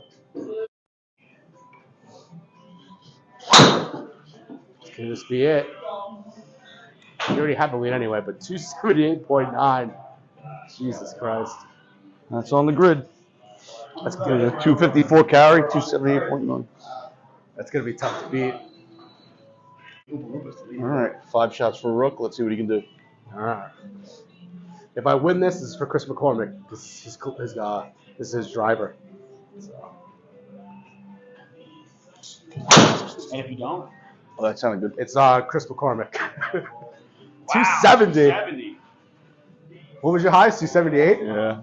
Damn. First shot, strokes it. This is where the big boys come out and play.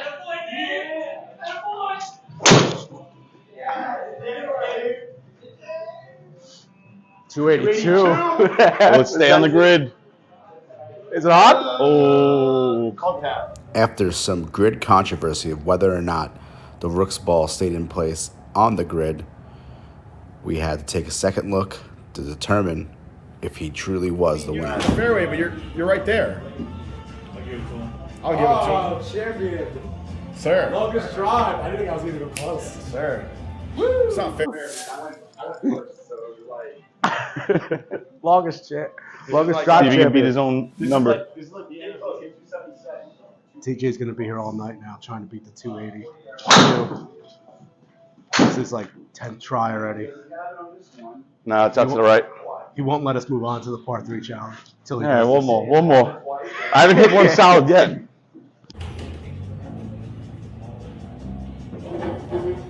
Oh, and he put a charge into that one, back toward the wall. Williams, back. Not quite. All right, we're doing a par 3 challenge here. We're going to do closest to the pin, have to be on the green to qualify, and then we're also going to do score. So best of 3. So if it ends up being tied after 3, we will then move on to the 4th hole. We're doing a par 3 course here at Swing Loose. First hole, 99 yards. I have a pitching wedge. I'll probably fuck this up, but I'll do a pitching wedge anyway.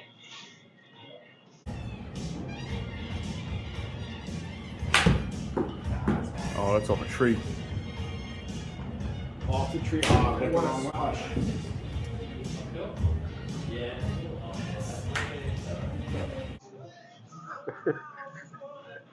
That was not a practice swing. That was legit going for the ball. Oh my goodness. We're just in the forest. We might be in the lake. This is actually so bad.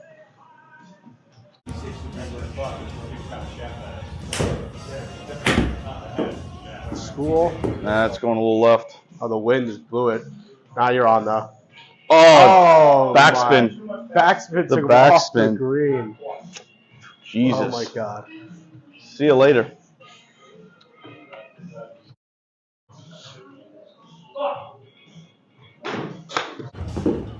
I thought TJ was playing over there for a second.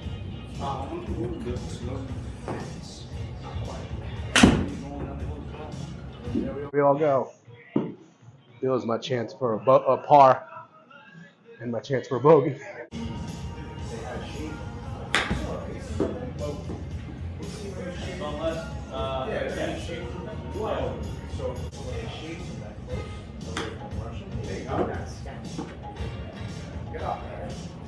There you go.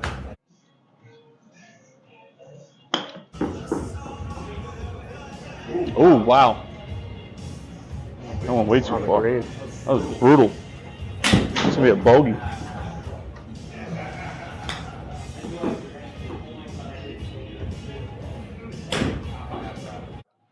Good shot. 8.4 feet. Should be a 1-putt. Tie. Yeah. No extra points for closest to the pin. No. Bogey, double bogey for Nick, and a bogey for Rook.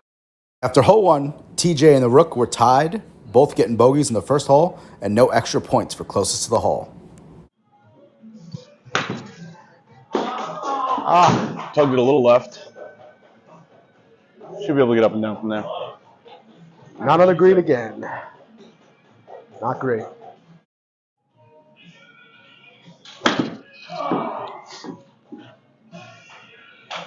Somebody get there. on the green. TJ gets the extra point on the green. Well, Nick can get That's closer. probably a birdie. It's a birdie. Uh-oh. Nice shot, TJ. Uh-oh. A 7 for 85 yards. Just right into the bunker. Get in the bunker. You can tell Nick just loves golfing. That's not going to work. Oh, it doesn't roll that. Oh, here we come. Will it roll towards the green? Nah.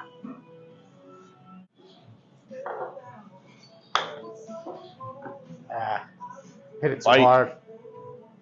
All right. It's going to be a 2-putt. That's a 2-putt. Bogey. Bogey. Nice Nice shot. There you go. Oh no. Oh no.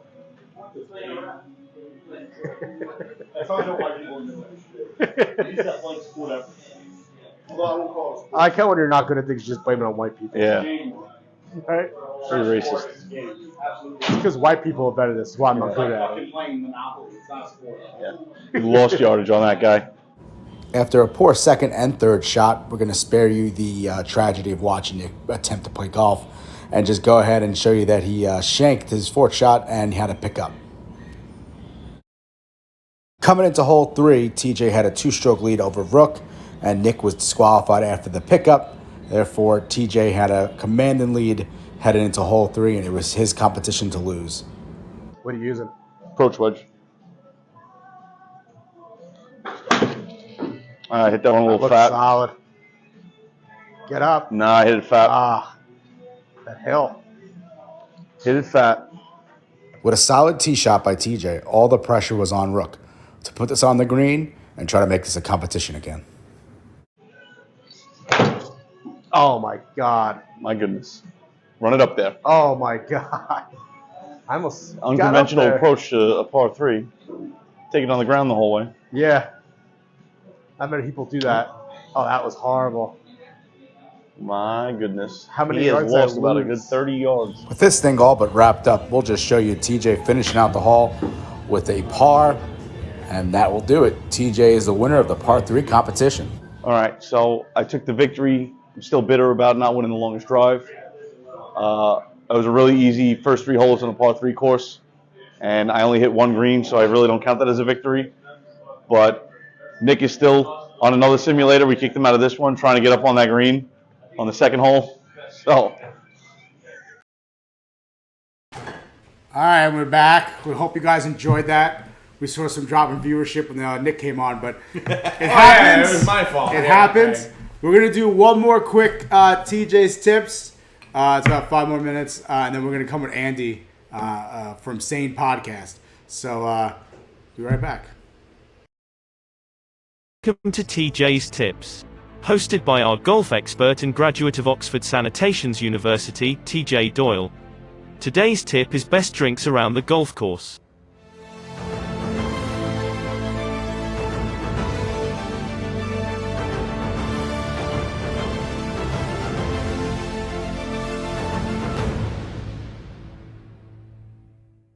Hey folks, thank you for joining us for the Scoreboard Addicts Podcast Masters Pre-Show brought to you by Belly Up Sports. Today, right now, we are going to be showing you how to make some of the most popular cocktails to enjoy out on the golf course. All right, so the first drink we have up is my favorite. It's going to be the Transfusion. I got a little fancy. I made some Concord grape ice cubes. Very simple. Just freeze some Concord grape in an ice cube tray. Let it freeze. It takes a little bit longer than water, about 2 days, and you'll have some frozen solid Concord grape ice cubes. We're going to build this drink in the glass. First, we're going to start with 2 ounces of vodka.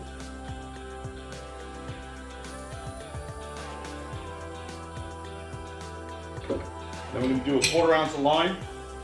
Fresh lime juice preferably.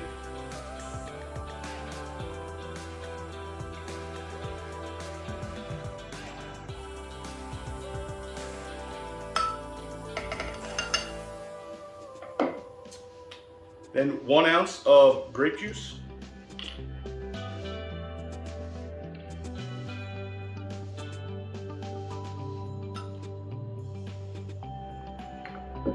And we're going to top it off with 2 to 3 ounces of little ginger ale.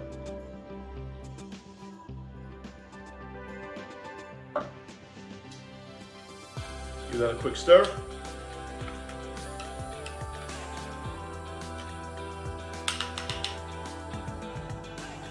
There you have it.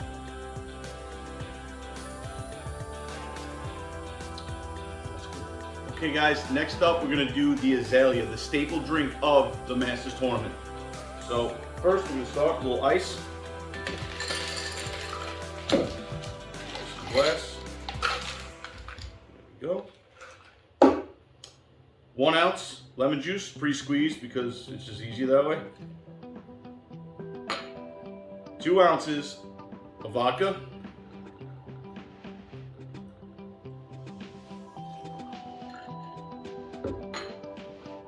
An ounce of pineapple juice.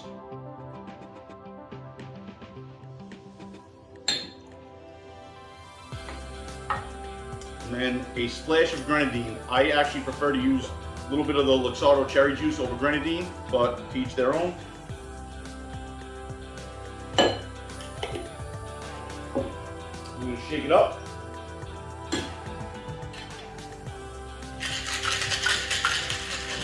Quit playing with your dinghy.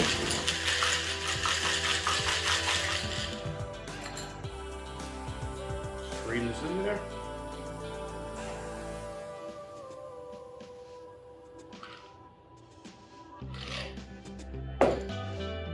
Garnish. A little lemon. There you have it, the azalea.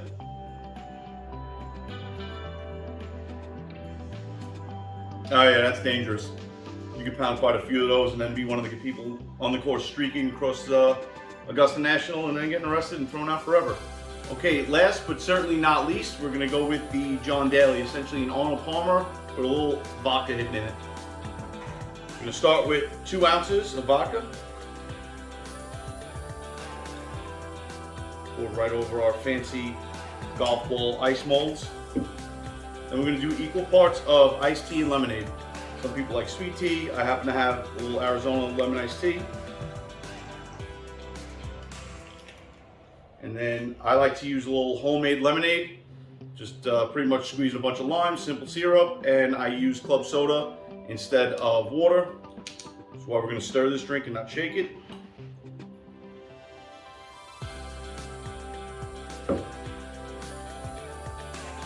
Stir. Stirring is awful. And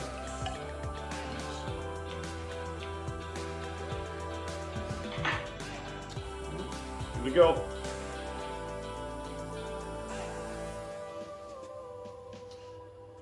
Oh yeah. Now that is a perfect golf course drink. Sweet, alcoholic, and make you forget about all the 3-putts you had. All right, so that was 3 golf course cocktails that you should try to enjoy while playing a little golf. Transfusion, John Daly, and Azalea. Clearly I've been hitting the Transfusion a little harder than the others, but again, thank you for tuning in, Scoreboard Addicts Podcast. As always, keep your shirt popped open like Harry Higgs and your balls out of any hazards. All right, we're back. We are back. And I made these gentlemen Transfusion and a John Daly. Cheers, boys. Tell me what you think. Cheers. Governor. Hopefully it's good. Oh, shit, that's real good. Thank you TJ very knows how much. to make one hell of a drink. And now we're going to be joined by Andy from the same podcast. I'd call Andy! this par for Boys. What's up, man? How we doing? Good. Sorry about the mix-up before. Oh, I fucked that up. That's not your rat. Well, Andy, we bring you on because we already spoke about it already before. But we're going to talk about it more because we actually had a caller call in today. Talk about food. I know you like to talk about food. You did the food for the Super Bowl as well, which I appreciate. That was a good time. So, food's the turn, Andy. What are your favorites? All right, so I'm going to give my favorites, and then I want to do something a little fun, and I want to talk about what I think the field's favorites are going to be, and then who's going to be the fattest guy on the course. Okay? So my favorites, when I'm out, depending on how I'm playing, I'm sure you boys can understand this, what I'm saying. When you're playing well, you want to feed the machine. So what I mean by that is you get a nice thick burger, put all the condiments on it, tomatoes, lettuce, onions, ketchup, mustard. I don't care if you're a ketchup, mustard guy, whatever. But the burger's got to be great. The bun has to be great. Nice brioche bun. Now, if you're playing at like a Muni course in your county, if you can get a cheeseburger that doesn't look like complete shit, that's the way to go. Okay? I agree. If I'm playing poorly and I need to treat myself like I'm playing poorly, hot dog all day. Because I'm already feeling terrible, I might as well bloat the gut a little bit, have some farts on the back 9, and let it all hang, right? We've all been there. Yeah, listen, I mean, if you're having a bad round, you might as well take it out on your car partner with a little gas. That's what I'm saying. And you never know. That extra Off the tee might get you an extra 10, 20 yards. You never know. 100%. Okay. Now, what I wanted to talk about with you guys is going to be a little fun, right? Yeah. So, the field's favorite. Okay, I looked up Augusta's menu. Okay. Now, I don't know if this is what the golfers are going to be getting. I hope not, because it's a dog shit menu if this is what these guys are eating. But I had the top 3 foods for the field, and I want your guys' opinion on this. So the egg salad sandwich is going to be number 1. That's a money play. Number 2, I had the barbecue sandwich. And then number 3, I had the breakfast sandwich. Now, how do you guys feel about that? What's in the breakfast sandwich? I don't know, but I'm assuming it's probably eggs and ham or sausage, something like that. Cheese. It doesn't say what's in it. It's down south. It's all the meats. Yeah. You know what? I'm not gonna lie. I'm surprised the pimento cheese sandwich wasn't on the top 3 because I went down last year. Me and my cousin, my brother, we go down for every year. We do a little golf outing. We went down to North Carolina, to the Sand Hills of North Carolina, and we went and played Tobacco Road, and they had pimento cheese sandwiches there, and they were okay. It's a little too much, but what they did do, hot pimento cheese. They chopped up fresh jalapenos, threw it in the pimento cheese, and then spread that over a hot dog. Okay. That was fire. If I knew that would have been on there. But See, I gotta other go than that, you can't go wrong with an egg salad sandwich. No, I mean, again, you clog your arteries, you grease the skids a little bit. Maybe you got to visit the Porter John on the back 9. If you guys are like me, I carry dude wipes in my golf bag. 100%. I'm always ready. Yeah, listen, you never know when the old shart is in play. Hey, and the shart may be the difference between a chunk and playing like a stick that day. You don't know. Okay? Dude, I will shit my pants to shoot a low round. I don't care. Well, it's better than not hitting it past the red tees and have to play the hole with your dick out, right? Yeah, that's true. That's true. Okay. So you wanted to cut up your pinky today and also take a No, shit. it was his big toe. Oh, My big toe. I will cut my big toe off to play Augusta. I don't care. Dude, I will do it with a dull knife. And I then do you that. take a shart to shoot under what? I'm a competitor. Dude, I don't care. If it's one stroke I need to win, if sharting my pants and making my brother who might be in the cart with me throw up and miss a putt to secure a victory, I will do it. I don't care. Worth it every time. I'm pretty sure I heard Tiger say that once. All right, well, I kind of like the egg salad sandwich. Am I a weird person? For liking No. that? Egg salad's great. That's number one play. That's the number one play. I'm a firm believer that it's not salad if there's no vegetables in it. That's Like, the best kind of salad. If there's vegetable The- mayo. The only salad I'll allow is like a fruit salad. Okay, but like little fruit putting salad. mayo on shit and calling it salad that's like no. You're eating the wrong salads, guy. Yeah, that's all I'm saying. Salads have mayo, meat, and that's it. That's a They salad. don't. Listen, Macaroni. I'm partial to. I like getting out there early. I like being one of the first tee times, and I am very partial to like a really good sausage, egg, and cheese at the turn. Yeah, but we're talking. Yeah, Let's be it's fair. early. If it's early. Let's be fair. We're from New York. If you're getting a bacon, egg, and cheese or a sausage, egg, and cheese in You're Georgia, that is not. Yeah. You know. I was gonna say I'm in Chicago, so a sausage, egg, and cheese before I hit the round is key. You know, Yeah. well, my point being is that we're talking about being in Georgia. If we're getting a bacon, egg, Right. and cheese, salt, pepper, ketchup, it's not like going to the corner store Yeah. and getting a bacon, egg, and cheese, salt, Yeah. pepper, ketchup. If I'm Right. playing New I feel York, like I'd be disappointed. I'm going to look No, I had some of the best egg sandwiches. for it. I'm not going to the turn to get my big egg and cheese. I'm going. But I feel right like down before I even got south, to the egg court. salad would take precedence over a bacon, egg, and cheese. Yeah, Yeah, I you agree. definitely got to go with the local flavor. I mean, listen, if they had pulled pork at the turn, I'm doing that. Fair. Oh yeah. I want you to know I would never eat egg salad ever in my life, ever. All I, I can feel think like of you is that have to have the cholesterol if you're down south. I can only Yeah. think of, It's an essential play. the episode of The Office when they get on a plane and Oscar makes egg salad sandwiches. Oh, yes, And I Michael remember. looks at him going, "Could you have brought something that stinks more on this plane? Could you bring what next time? Why don't you just bring a used baby diaper? Okay." That's very funny. All right, but now the most fun I wanted to have with you guys while we're talking here. So I wanted to say who would be the fattest guy in the field at the turn. Okay. So I had my pick, and then I had a honorable mention. Okay. So my pick for the fattest guy my fattest guy in the field at the turn. I'm sorry to do this to you, Freddie Couples. Wow. He's going to be the fattest guy at the turn. I'm talking greased up with the cheeseburger, maybe put down a pint if he's lucky. He's not going to win, so he's going to have himself a day. Yeah. That's my take on that. Yeah. Honorable mention, and this is purely because I think the guy's just a tank, is going to be DeChambeau. I think DeChambeau's going to pound a couple of sandwiches, maybe a burger and a hot dog, throw down a couple bags of chips, maybe do a pint with the fans if he's lucky. But who would you guys put as the fattest guy in the field at Augusta? See, going with the tank notion, I think Gary Woodland can just like house a couple pints and throw down a really greasy bacon cheeseburger and just be like right as rain, back out there, not slowing him down at all. That's a good play, yeah. I'm gonna go with Corey Connors. Try eating some poutine. Was it Poutine or poutine? Poutine pie. Yeah, poutine pie on the turn. Oh god. Well, we don't want to be that guy. No, poutine. Is it poutine? Poutine on the turn. Getting heavy. Sounds so bad. Do you like pie? Did I purposely did that? Yes. Didn't Tony Finau eat like 8,000 burgers after he won last year? Oh, when he won. Yeah, he went to Ruth's Chris, and then he also had McDonald's. Yeah, and that's true. So I'm gonna go with Tony Finau. That's a good Tony pick. Finau, guy that knows nothing about golf knew that much. Okay, he had Ruth's Chris for dinner and like 40 burgers. Like they went to McDonald's or something like that at 2 o'clock in the morning. What was it? Liberty National. He won, right? He won Liberty National. What about Patty Harrington throwing up a nice meal at the turn? You know, Irish can probably slug down a couple of beers, some greasy food. That's a sleeper.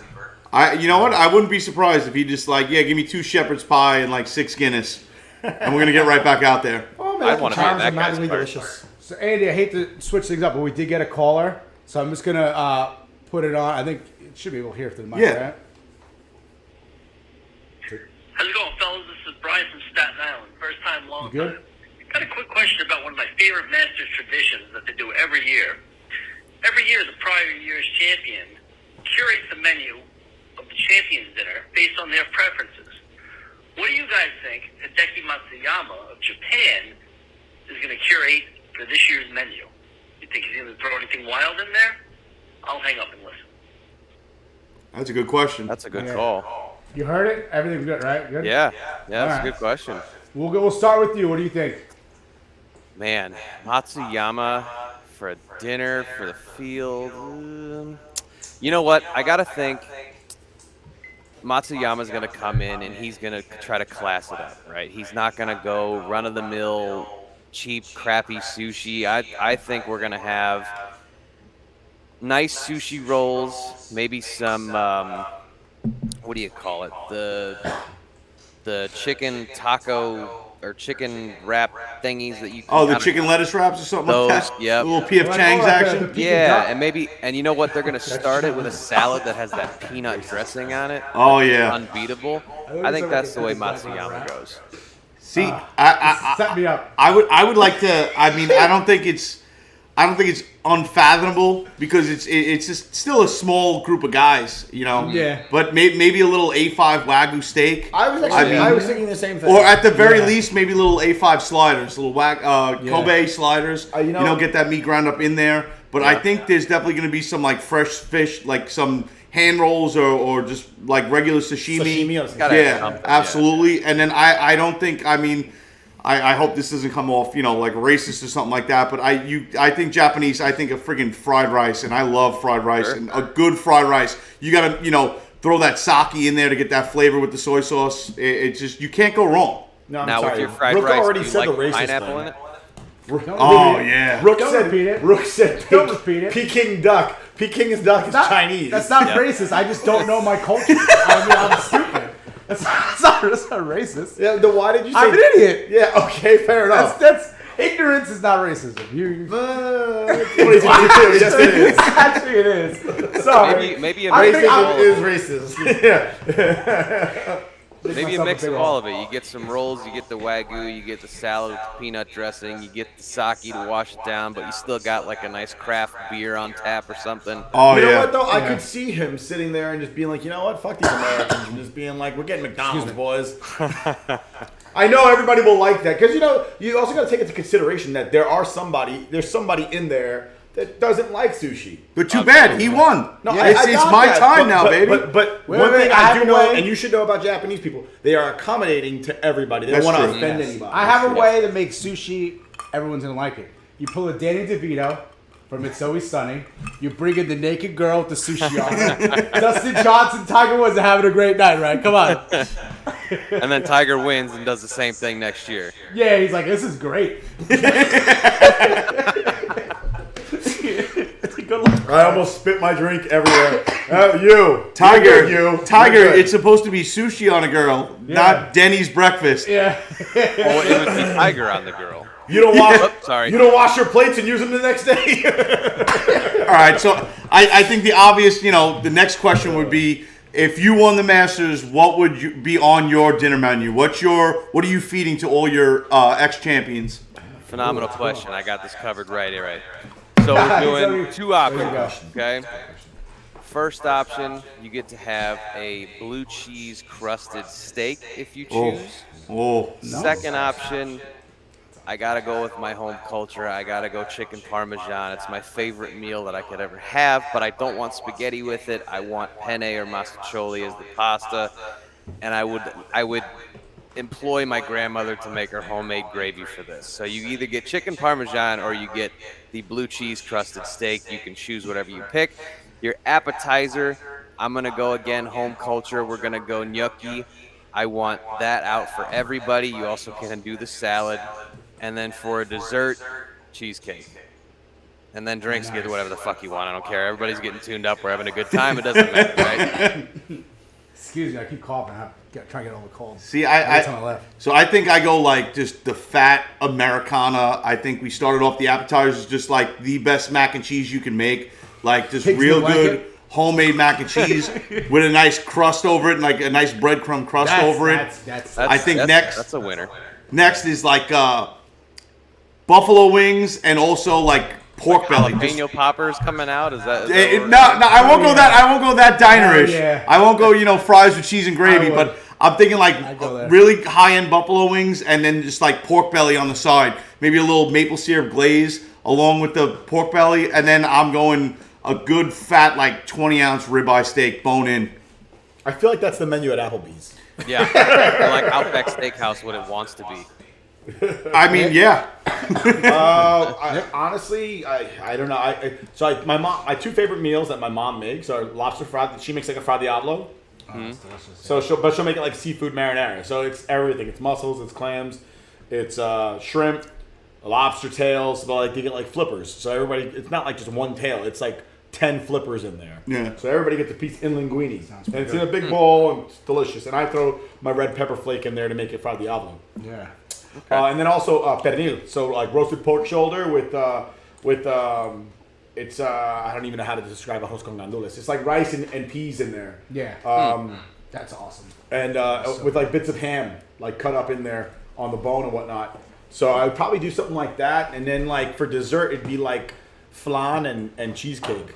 And then like for openers, I don't know, raw clams, little necks. Nice, right? I would probably go the Patrick Reed way, just very, very not classy. Pigs in a blanket, as I already said, 100%. They're gonna be there, and they're not gonna be called pigs. They're gonna be called cocktail wieners. Cocktail wieners. Beanie weenies, as Kelsey will call them. They're gonna be made by Vienna sausages out of the can. No, not those. All right, how about going that low? All right, it'll be sabrettes. He's actually going to get full-size hot dogs and cut them up, but that's cheaper that way. Next is spam and eggs. No, be like, oh, we start up with linguine and hot dogs. What's next? No, we're doing actually, I do love chili dogs, but I'm not going to put it in there. We're going with some lamb chops. I love lamb chops. Those are great. And then I'm put with TJ with the probably a steak, like ribeye, big steak, some cream spinach, some truffle mashed potatoes. That's my favorite. How do you go from fucking? It doesn't matter. It doesn't matter how I get there. Do you know how expensive truffle is? He's I have to save up those cocktail wieners. That's why. We're gonna have the cocktail wings. We're gonna end the night with some nice ribeye wagyu with a little saffron on there, like a pound of saffron, because that's cheap, you know. Listen, they're gonna thank me though for saving the money on the appetizer, but spending more money on the chocolate. You know what though? You brought up a good point. I didn't even think of dessert. I think since you're there in Augusta, Georgia, you have to find whoever makes the best peach pie in the world and make that a la mode. I'm going apple pie a la mode. Apple pie a la mode for my dessert. You already said what kind of pie you want tonight, all right? Yeah. Poutine. The double sushi All right. pie. Andy, we are running long. We're running long on the whole show. We do appreciate you coming again. Thank you very much, Great brother. conversation. We do appreciate you. Catch Andy, same podcast. I guess everywhere. Spotify, Spreaker. Everywhere it's available, just search Sane Podcasts. Then hopefully you like to listen to me talk to people, interview people, get to know athletes, and have a little fun. Absolutely. And what days are you on Tiki Live? For the Belly Up Tiki Live? Live, we are on Wednesday, Thursday, Friday, Saturday, Sunday. Wow, you're a busy guy, then, Andy. We appreciate you taking time out of your schedule to join us, idiots, here on the Scoreboard Addicts podcast, talking about cocktail wieners. All right, Beanie weenies for everybody. That's the way it is. Exactly. Thank you so much again for joining us. We're gonna go over to Vince Stover, who's joined by his father Dale, talk about things to do on a golf course besides golfing. So, we'll take you there.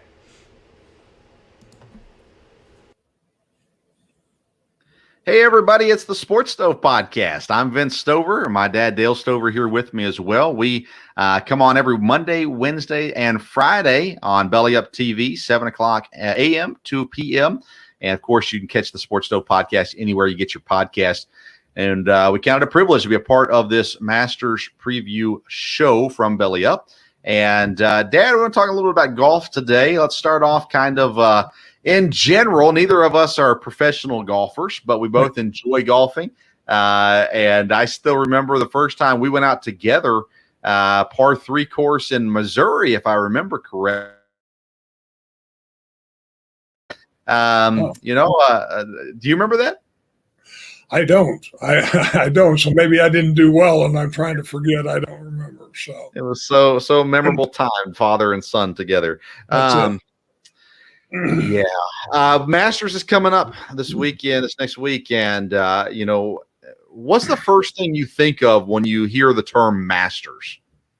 You think of the song you hear on TV, the music that leads into it, and just the tradition of it.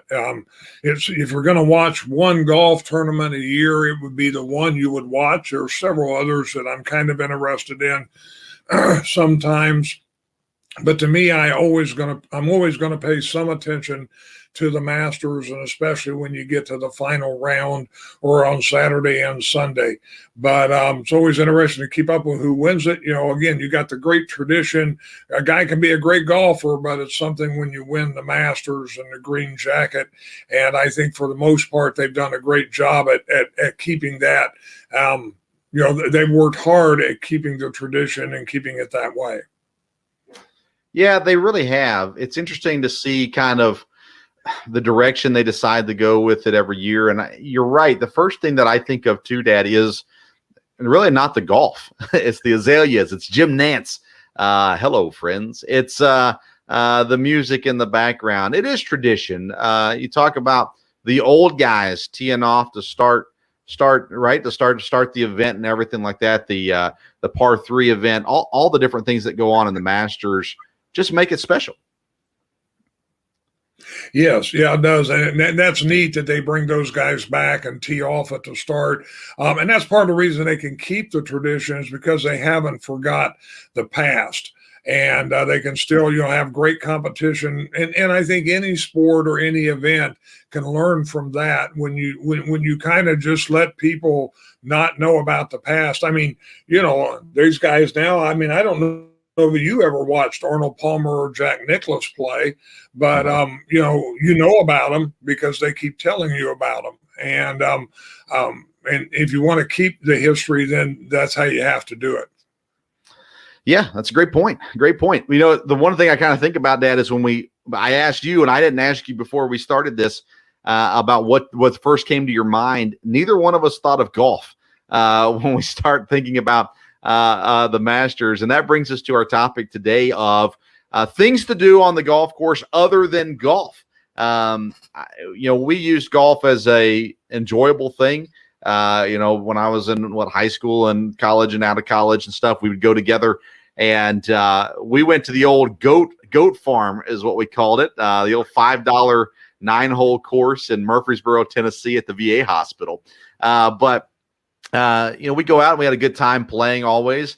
And then when I moved to Indiana, Dad, I'd go on a pretty regular basis. And I went as a stress relief. It was not a competitive thing for me. It was always an enjoyable thing for me as well. You and I are not partiers. We don't drink or anything like that. Now, that's a lot of people, my coworkers, for instance, when we go golfing, it's all about the drinking. I've never really understood that. But nonetheless, can you think of some things that you like to do when you're out golfing that are not really golf? Outside of just, talking with the people that are there. And of course, when we always went, we went with friends and there was a lot of joking around.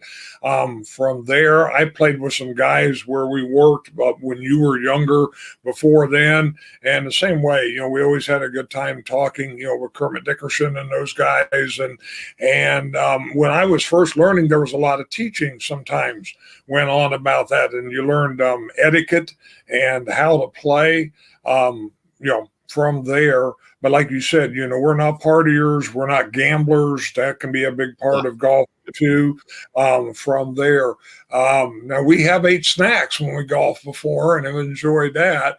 But a lot of it, and when we talked about this earlier, like I said, well, one of the biggest things I do when I'm not playing golf is looking for my golf ball. So I always got to see a lot of nature from there, and you got excited trying to find nice golf balls out there in the woods. Yeah, you show up with the Wilson ones and you leave with Titleists and Callaways and things like that. It's a good day. It's scenic hikes while out golfing. Yeah, I'm the same way. I always enjoyed just when I was in Indiana, I'd go by myself sometimes and just enjoy the quietness, the calmness of it. And then I would take guys with me as well. And of course, I was a pastor, and so I would take people with me, and we'd have basically counseling sessions on the golf course and have an opportunity to talk through life and different things like that. My kids have gone with me just to drive the golf cart and things like that as well. But I think that's the main thing I think of, Dad, is just spending time outside, having a good time. And no matter how bad the golf is, if you're with the right people, you still have a good time with it. And I think the key is not being too competitive with it. You got to know that you're bad, right? You got to know I'm not that great. And so because of that, I can just have fun with this. I had one of the worst days I had golfing, man, everything was going wrong. And I had a guy with me, and we came up to this hole where you had to hit across water and right off the tee box. And I hit it, and it went off left and hit the lake. And he got up, teed off, and he skipped his ball across the water. And it bounced up and rolled into the fairway. And it was just a good day for him and a bad day for me all the way around on there. But we talk about golfing. We've been with people. I think Tim, who listens to our show, the golf cart was a big part of golfing for him. Usually doing something with the golf cart that wasn't acceptable by the course's standards and things like that for sure. But I told my wife back when I golfed a lot in Indiana that, it was exercise. I'd walk the course. She didn't believe me, so I made her come with me one day. And after 4 holes, she said, "Can we go back?" So it still constitutes as exercise to some degree as well. But nowadays, I don't get out that often. I get out with the coworkers every now and then, church guys every now and then as well. But nonetheless, I do like the Masters as well. I'm excited for the Masters event. I do like watching the highlights of the early week stuff, but then watching Saturday and Sunday. And it's always just a memorable ending to there. Now, you've never been a big Tiger Woods fan. What are your thoughts on him being around for the Masters? Yes, you're right about that. But I tell you what, he survived the wreck. and it could have been a lot more serious than it was. And I wonder if maybe this was a little bit of a sobering point for him. And I wonder if maybe he's going to be a little bit of a different person coming back after this. I'm really intrigued to see. Again, I know from a golf standpoint, it's great for golf to have him back. He is, arguably the best golfer, that there's been. By far had the most success. I don't know by far the best golfer, because there's Nicklaus and Palmer were both very good, but he's by far had the most success.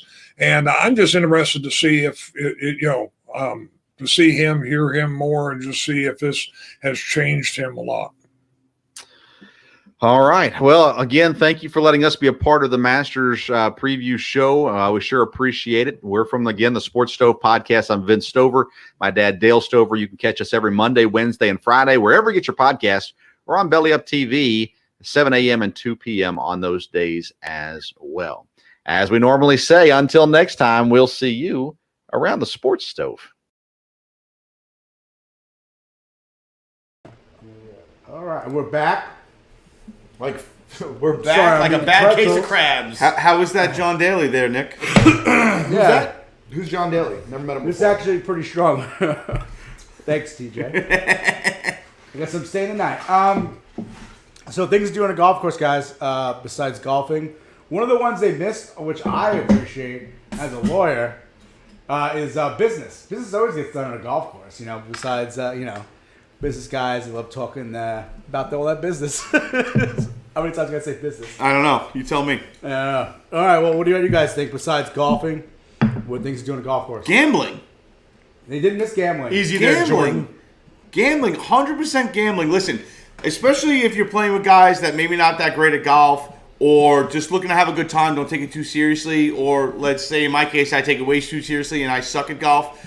It's always fun to throw a little skin in the game, bet your friends. And it doesn't have to be money. It could be something as simple as like, dude, car girl comes by, next round is on whoever is furthest away from the green, or whoever, first person to make a triple bogey, rounds on you. Simple stuff. But, I mean, any added little competition in is always fun on the golf course. I'm pretty sure they have organizations to help you with that. But I don't need it.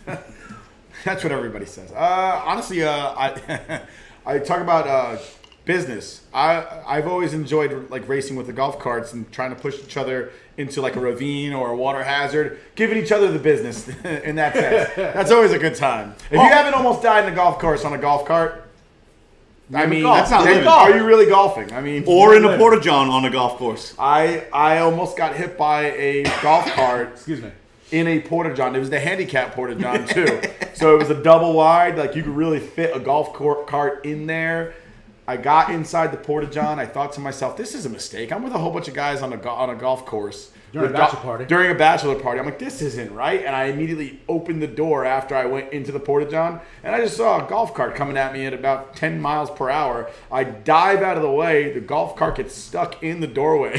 To the point where we have to pry the walls open so it can back out. Because the golf cart was about halfway inside the porta-john. Nick, who's driving that golf cart? Yeah, who's driving? All right, we're bringing our last guest on. We're running a little long. He's being super patient. But Andrew, what do you do on a golf course besides golfing? I mean, just he's like crap on each other. Like, yeah, talk shit. I thought he was going to say hand job behind the board.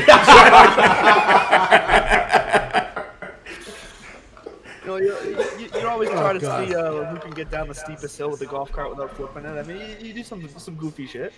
Oh, yeah, dude. Especially in the morning when you got that morning dew on the grass, you got a little hill. You just send it 360s the whole way and hope it doesn't flip. Exactly. Yeah. Andrew, we have you on. Well, we're just finishing up, wrapping up our show here. We're running a little long, but we're going to try to keep this maybe a little short. But we always talk about winners before and our picks and stuff. But who is your number one pick, the one you're going with, who's going to win the Masters this year? So I'm still going Finau. I like him from a betting standpoint, but I also just like him from an outright standpoint. So I'm going Finau. Nice. And I think, who was it before? Larry sent me his pick. I thought he was going to be on. Is he on? I don't know if he came back. I kind of messed that up too. Yeah, I don't see him there. But Larry did send me a pick. But while I look up Larry's pick, TJ. Yeah, I'm going Dustin Johnson. I'm taking Xander Schauffele to finish top 10. make a little bit of money. Like I said, FanDuel doesn't have the odds up right now. I'm sure it's not going to be that outrageous, but maybe a $50 bet to make. I can't see it being more than like plus 200, plus 150 for him to be in the top 10. So just to maybe make my money back if any of my winners don't come through. Yeah. But I like Xander Schauffele finishing top 10. So plus 200 on DK. Okay. Oh, nice. So Larry's pick was actually Louis Oosthuizen. Louis Oosthuizen, look out! Did I say that right? Usually I botched that out completely. Close. You got Oosthuizen right. That's yeah. Plus 4,500. So that's his pick. You know what? My pick, if he's gonna play, Tiger Woods. I'm going Tiger Woods. If he's playing, best story ever. Tiger Woods to win the Masters. Hands down, best story ever. I mean, that sets up like movies for generations. Yeah. But if I'm going with an actual real pick, because I would always bet Tiger Woods, no matter what, I'm gonna go Cameron Smith. I know that you had picked him before. I'm gonna steal your pick. I'm gonna take Cameron Smith to win. I think before we talked about, I think it was plus 3,500. He's plus 1,400 on DK. That's the one I switched. I'm sorry. Yeah, that's why I switched him because I like the value of Finau better, but I still like Smith as a chance to win. Yeah, so do I. And I picked John Rahm, and it's plus 1,000. John Rahm plus 1,000. 850. Yeah. 850. Yeah. You can't take the what now? Is he now world number 2 behind? I haven't checked the world rankings recently.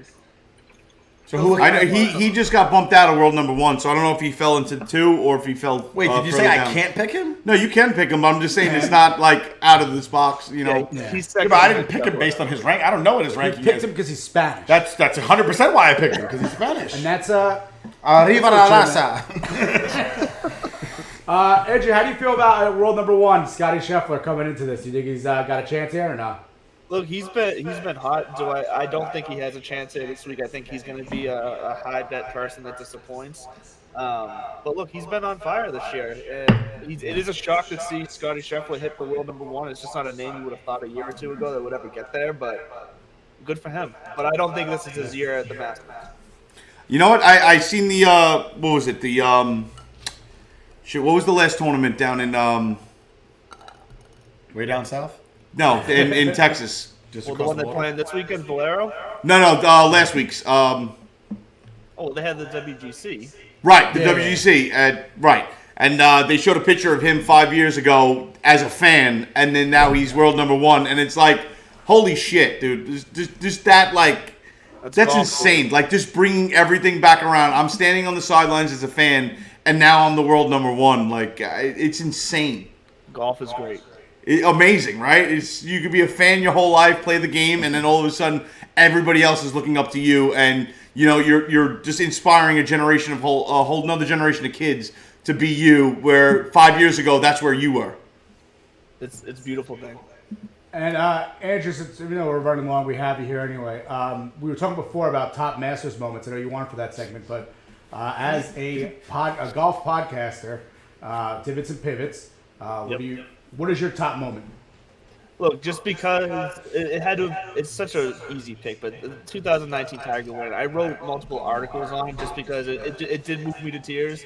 It was just absolutely amazing. I'm not ashamed to say that. I think what it meant, not just for the sport of golf, but what it meant to people who look up to him and the stories of people who struggle with similar challenges he went through.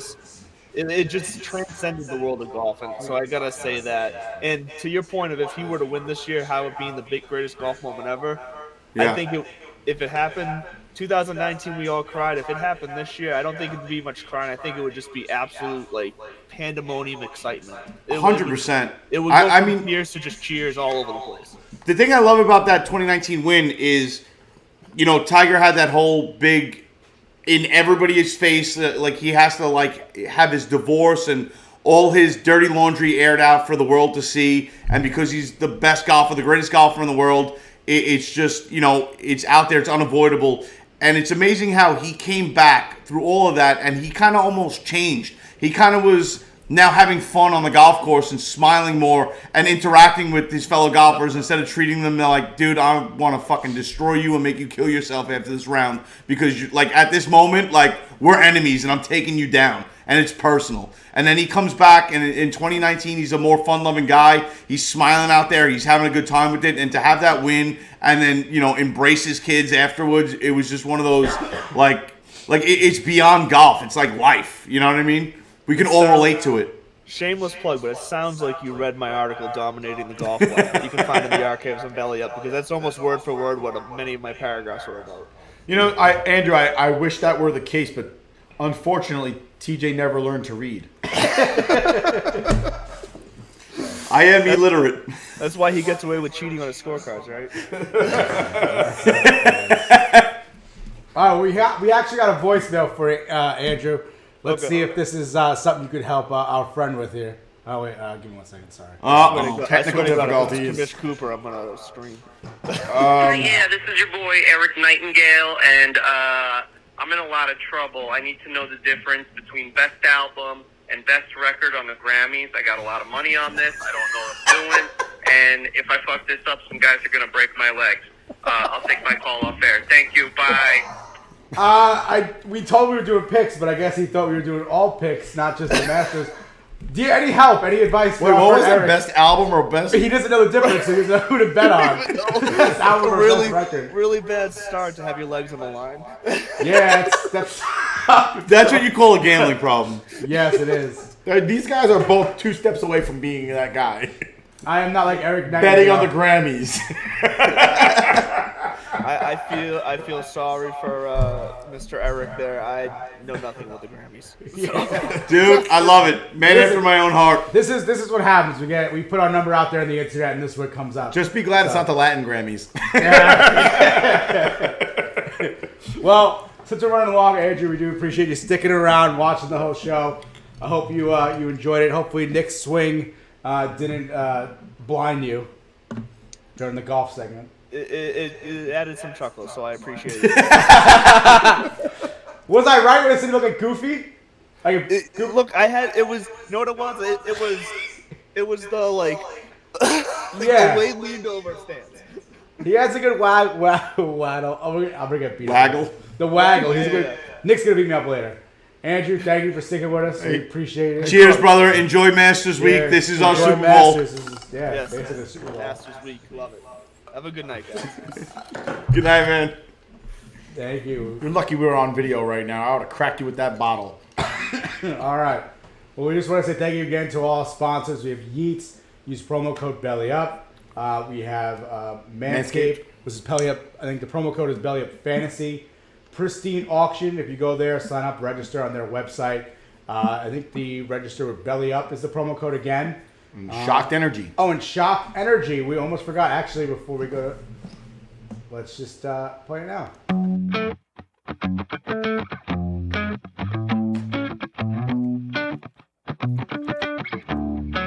There's something different about you.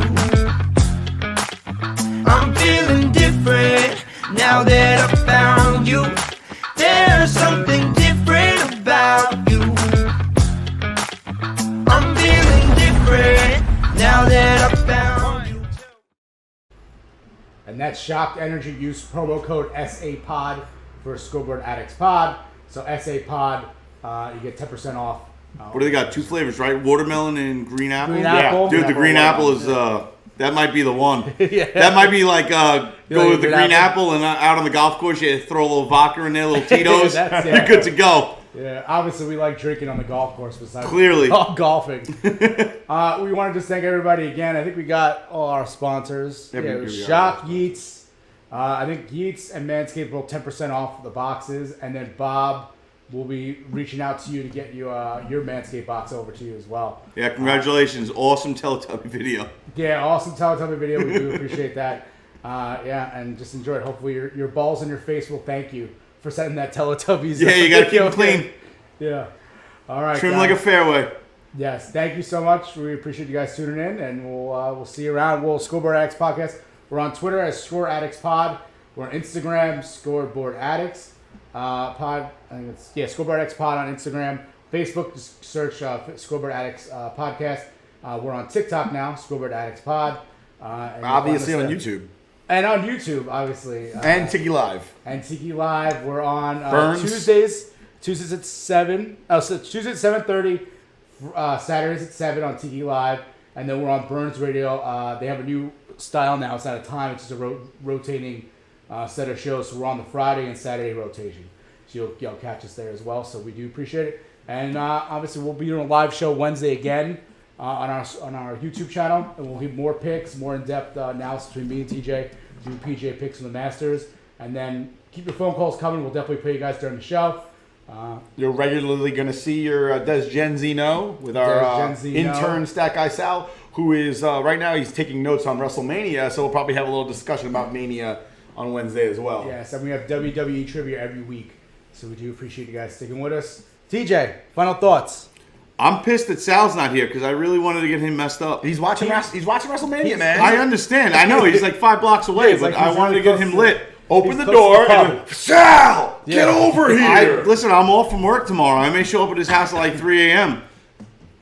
All right. Well, in an uncreepy way. That sounded weird. Trench coat with a speaker box. And this is where we get weird, so we're going to say goodbye, guys. Have a good night. Enjoy your Masters week. As golf fans, the Super Bowl, as TJ's been saying all night. So just enjoy it. Good night, boys. Stay right.